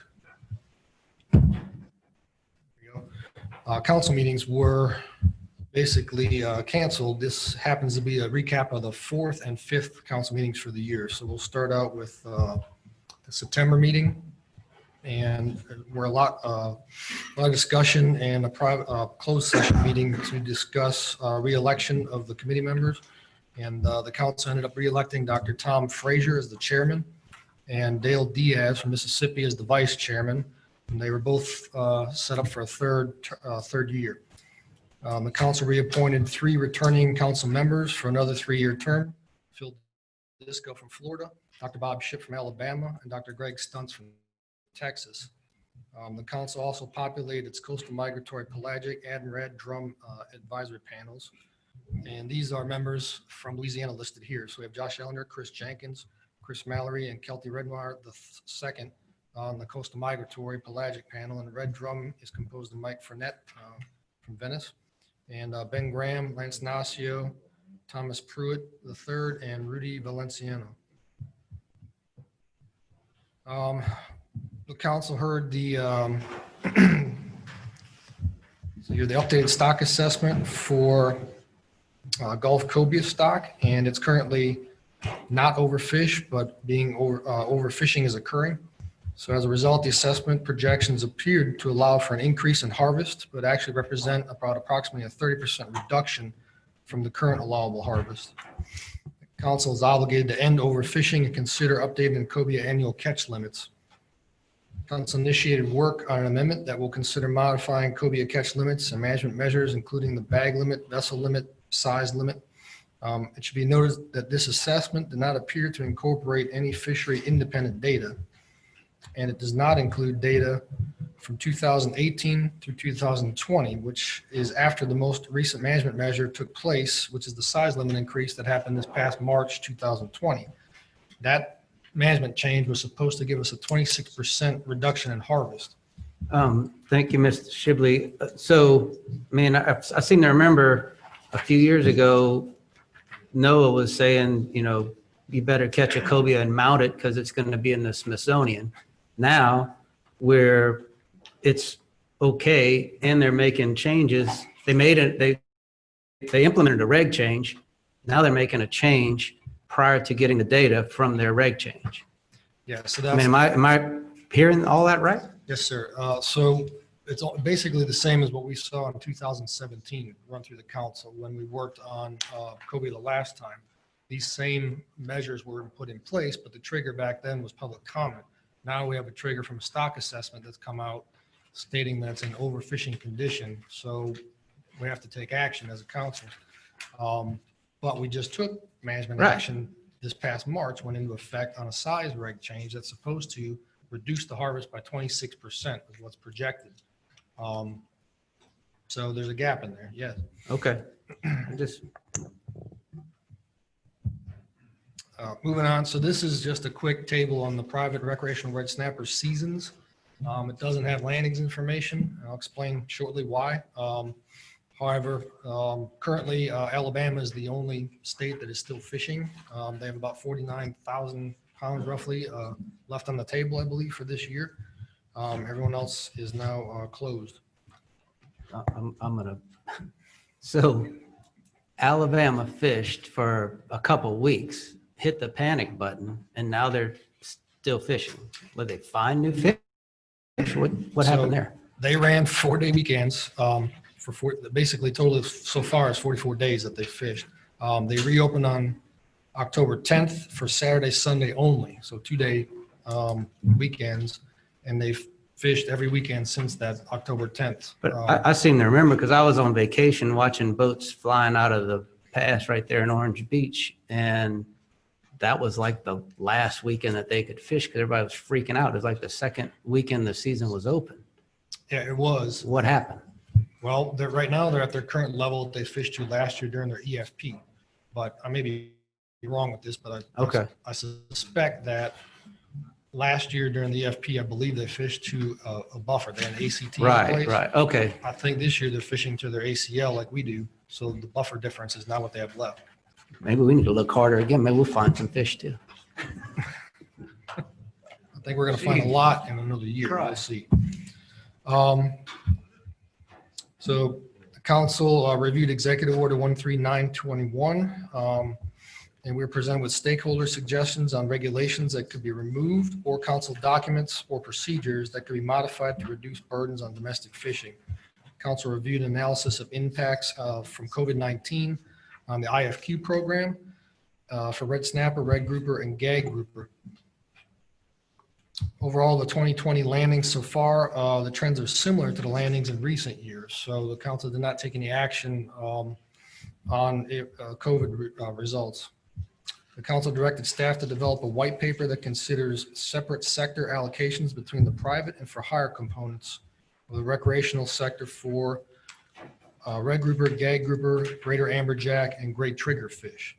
Mr. Shibley? Mhm. I noticed that, and I saw the department voted in favor of that. Why do we think that's a good idea? Well, so we should have had sector separation with Amendment 40 with all these species. It would have helped with the fact that those sectors aren't sharing the same pile of fish. It'd be easier to manage, especially through the creel, when we know how many landings are coming in for a private rec sector versus a charter for hire.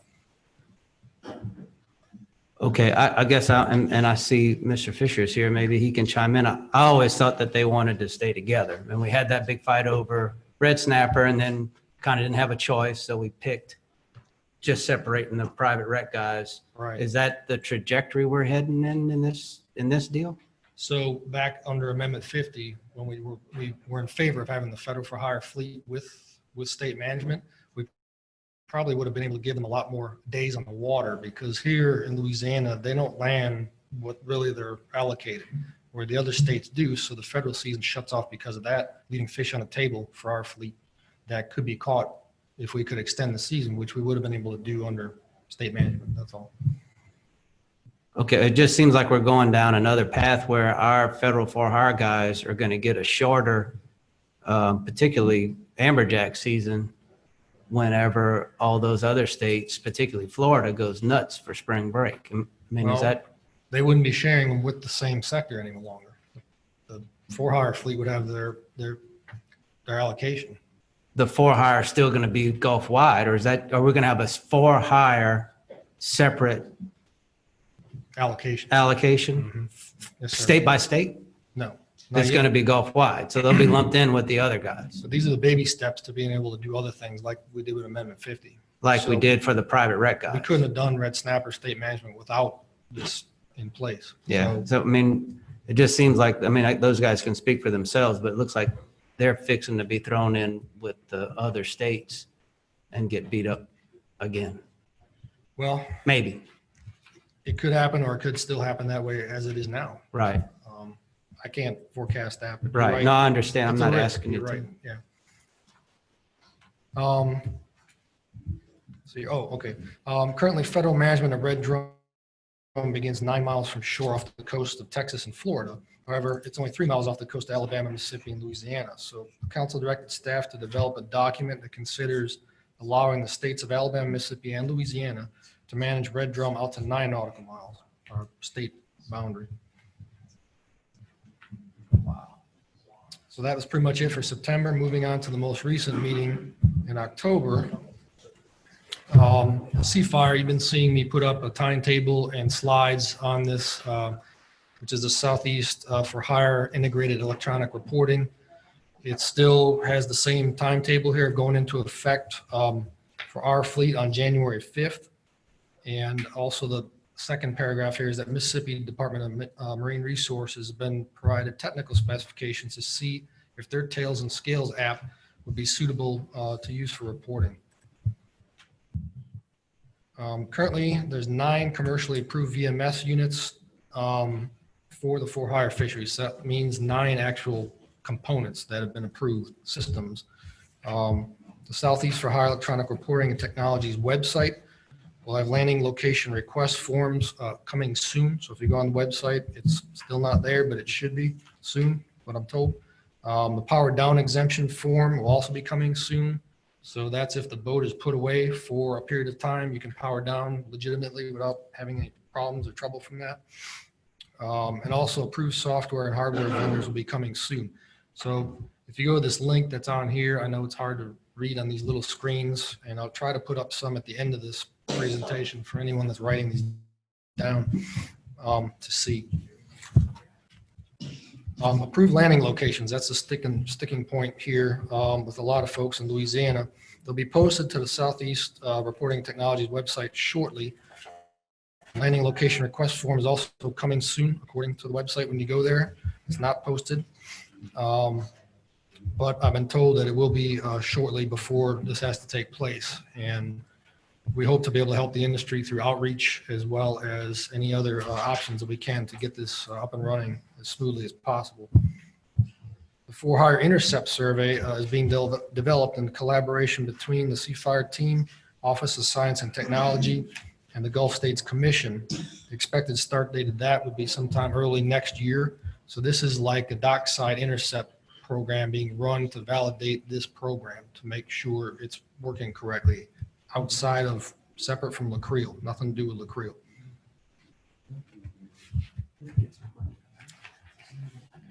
So the hotline is what I've been told is the best way to get customer assistance, and that's that number at the top right there.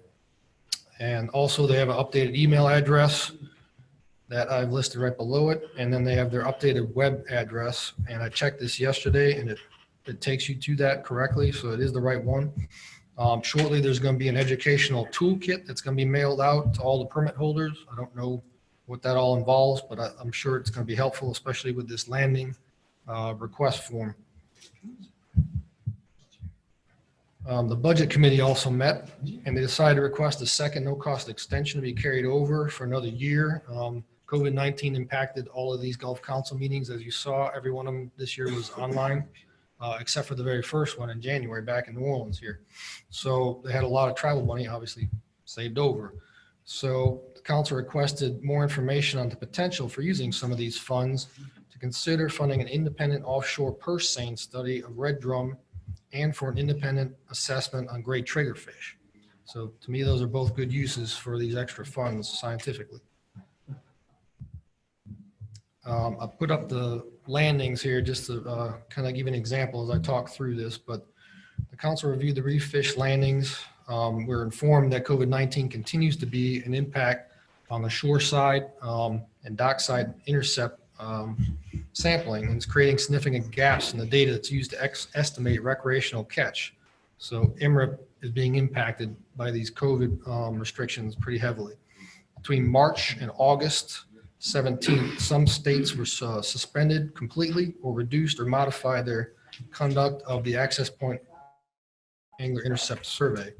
And that's why you see those gaps in the chart for hire landings there. Due to significant gaps, the Office of Science and Technology will not publish preliminary catch estimates for waves 2 through 6, which basically covers the majority of the snapper season and definitely covers the entire federal for hire snapper season. So we don't have landing estimates on there. And you can see in the fine print, none have been provided for Texas on there yet. So pretty much the bulk of the landings you see are from La Creel.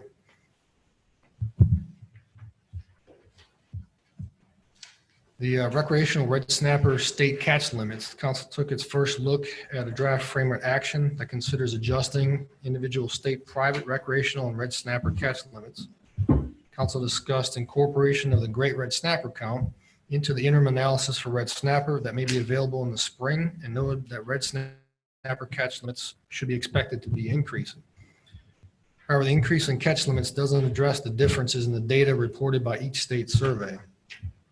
Adjustments to the state-specific catch limits are also being considered to account for the harvest monitoring programs used by each state. Council intends to discuss the differences in state data currency once the red snapper interim analysis is completed. So on that note, at the next council meeting coming up here at the end of this month, we will receive a presentation on the great red snapper count. Thank you, Mr. Shibley. Let me make sure I get this right.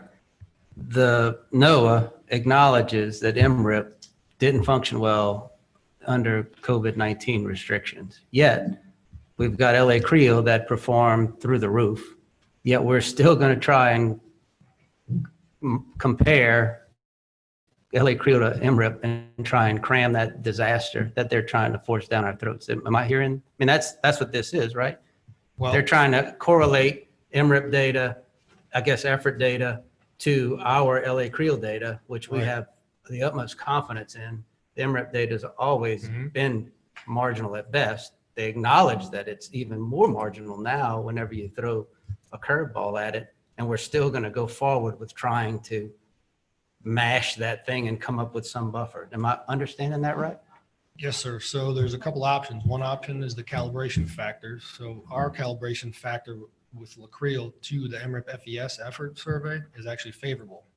That would not be an issue for us. We would actually gain some fish because it's 1.06, so 6% more.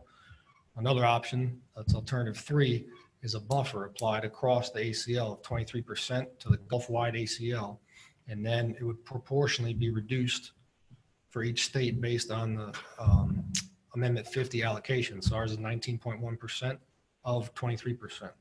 So obviously we want to use our percentage and not go with this buffer, because then we have to suffer for the inadequacies of the other states' programs. The buffer would not be the best for us. Right. I guess you'll have to rub your crystal ball and figure out which one's going to happen, but it just seems painfully obvious that the rest of the states need to do what you guys did. I mean, it's not a complicated matter, is it? I think. And the notion that NOAA thinks MRIP is still an alive beast and keeps pumping oxygen to it, I mean, it's probably time to move on, isn't it? I think we have the best reporting system out there, obviously with La Creel, and it still needs to be calibrated, which it has been, and it's been accepted as the best available science. The others also have to get to that point. And once we go through calibration, it may be a painful process for one season or 1 year possibly. The great red snapper count is going to put a whole lot more fish on the table. So you could end up having a calibration that looks like you're going backwards, but then you get that many more fish in your ACL. So it goes up necessarily anyway. And then at that point, everybody should be standardized, hopefully, right? And I guess I would ask you guys, once the great red snapper count's been signed, sealed, delivered, if you guys could give us an update on that, because based on what I've heard, it's going to show the highest proportion of fish are in our neck of the woods in Texas. It sure seems odd that we still keep trying to pump life into MRIP and calibrating the historic landings. The fish isn't there, you can't catch them. mean, I'm not a rocket scientist, but it seems pretty logical to me. But thank you. And again, thanks for what you guys did this past summer with all the coronavirus restrictions and all the challenges. You guys really knocked one out of the park and were an example for what the other states have the opportunity to do. And they just are choosing not to. Well, I appreciate it. Let me just add a little bit here. One of the things I do want to say is we hope the Great Red Snapper count will result in more fish. There is no guarantee, but certainly all indications seem to be pointing that way. Let me also say this about emerald. While I agree with you that our system is much better than emerald, it's not the issue with this calibration. It's not which system is better. That's not what's at issue. The issue, what's at issue with this is how does one relate to the other? And so, we tend to want to say, oh, why are we going to be penalized because Emirates is so bad and ours is so good? That's not the issue. The issue is how do they relate to each other? Fish have been given to each state in an ACL and their respective quotas based on emerald numbers. We are counting them based on Lacreel numbers. And so you've got to be able to relate those two in terms of what's called common currency. And so it's not which one is better, it's that fish were given to us in this currency, and we're counting them in this currency, and that's what's at issue here. Now, the great thing for Lacreel, as Chris said, and this, I gotta give credit to Chris and Harry and Joe West, they work their tails off with NOAA to show NOAA how Lacreel and MRIP are almost identical in terms of estimating fish at the recreational mackerel level. The initial calibration from NOAA was not favorable to us at all. And these guys went and had meeting after meeting with NOAA and showed them how the method they were using was not really applicable to what we needed to see in Louisiana. So it got our calibration to almost 1-to-1. Actually, it resulted in 6% more.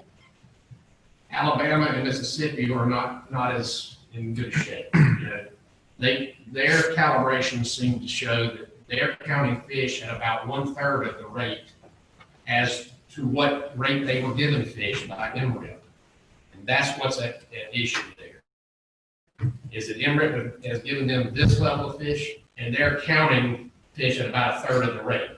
So when you even those up, they've actually fished a lot more than what their system claims that they have.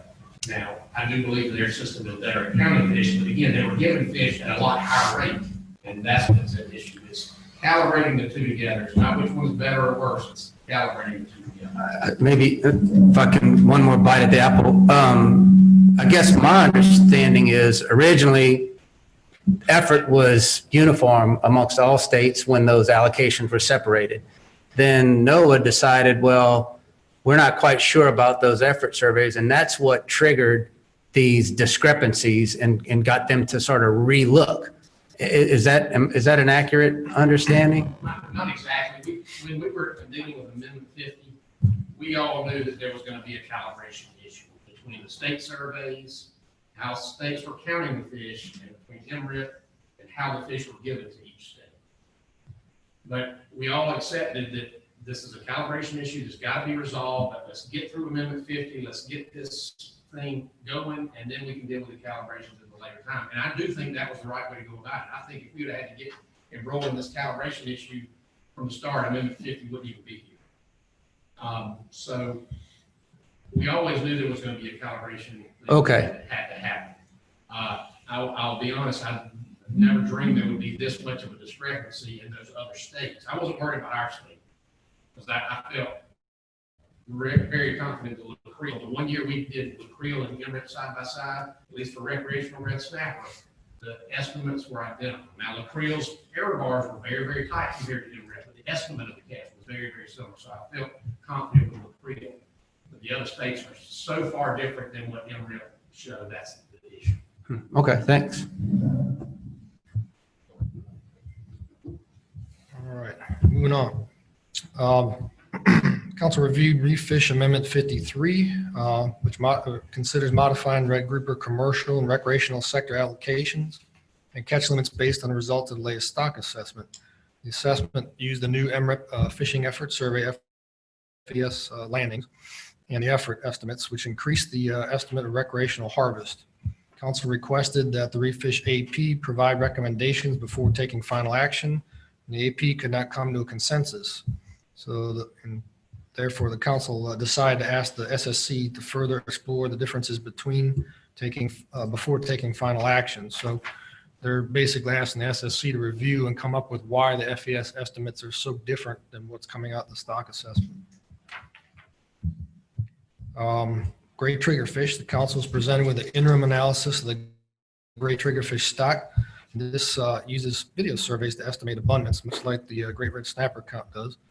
The analysis shows that the great triggerfish stock has been increasing and that catch limits could be increased. SSC recommended increasing the great triggerfish acceptable biological catch limit to 456,900 pounds, while the current great fish annual catch limit is 305,300 pounds whole weight. Council also passed a motion to modify the recreational fixed close season by removing the January and February recreational closures. King mackerel, the council was presented with results of an updated stock assessment for king mackerel. It determined that the king mackerel is not overfished and not experiencing overfishing. The SSC recommended increasing the acceptable biological catch limit for 2021 and through 2023 seasons. Council decided to initiate development of a plan amendment to adjust current king mackerel catch limits and consider modifying the sector allocations. A few other items on the board here. Council is going to draft a letter asking NOAA to increase efforts of the joint enforcement agreement between state and federal law enforcement agencies to deter illegal charters from operating in federal waters. So these are where a charter boat is out there with paying customers and the person running the boat's not a charter captain, a licensed charter captain. Section 4, the Executive Order 13921 requires the Regional Fishery Management Councils to submit a prioritized list of recommended actions to reduce burdens on domestic fishing and to increase production within sustainable fisheries. The council finalized its list of recommendations and gave each one a priority ranking. I'm going to leave this slide up as I get done here, but I'll ask for questions afterwards. So there's a public comment period being accepted regarding the modifications to the commercial reef fish IFQ system. And also there's a public comment being accepted regarding the modified red grouper allocations and catch levels associated with Amendment 53. And then the last council meeting of the year is coming up at the end of this month. It's a 2-day council meeting only. So both of these links work. So if anybody needs a copy of these down, but you can find them on the Gulf Council website. You go to the public comments part and both of these will pop up and you can click on them. They take you straight to where you can start filling out any public comment you have for either one of these. Also, I can back up to the C-Fire link if anybody wants to copy that. That's it. Thanks, Chris. You're welcome. How about a March commission meeting date? March 4th?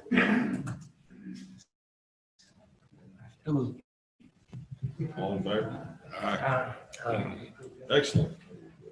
Now we'll move into executive session. Thank everyone for being here. Public comment. Oh, yeah, we have no public comment. I'm sorry. I have one real Okay, quick. go ahead. I had the pleasure of getting my kids' deer head sampled at the Lafayette office, and I just wanted to remind everybody, those that are troopers and stuck it out, it's an absolute painless experience. The department staff are utmost professionals.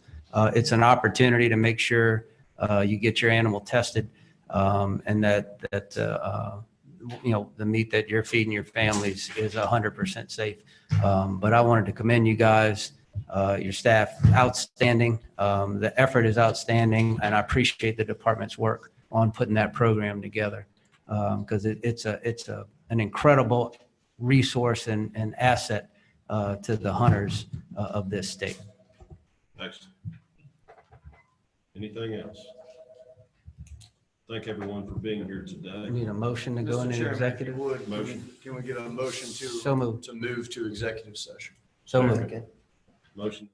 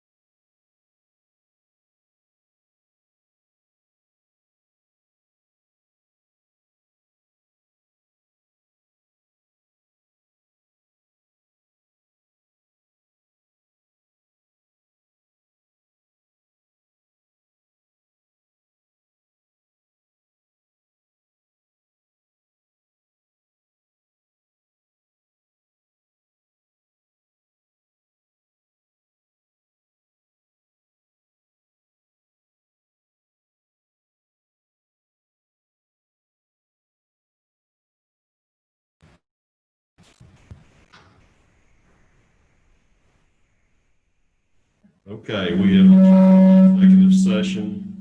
No action was taken, and now we're in regular session. Motion to adjourn.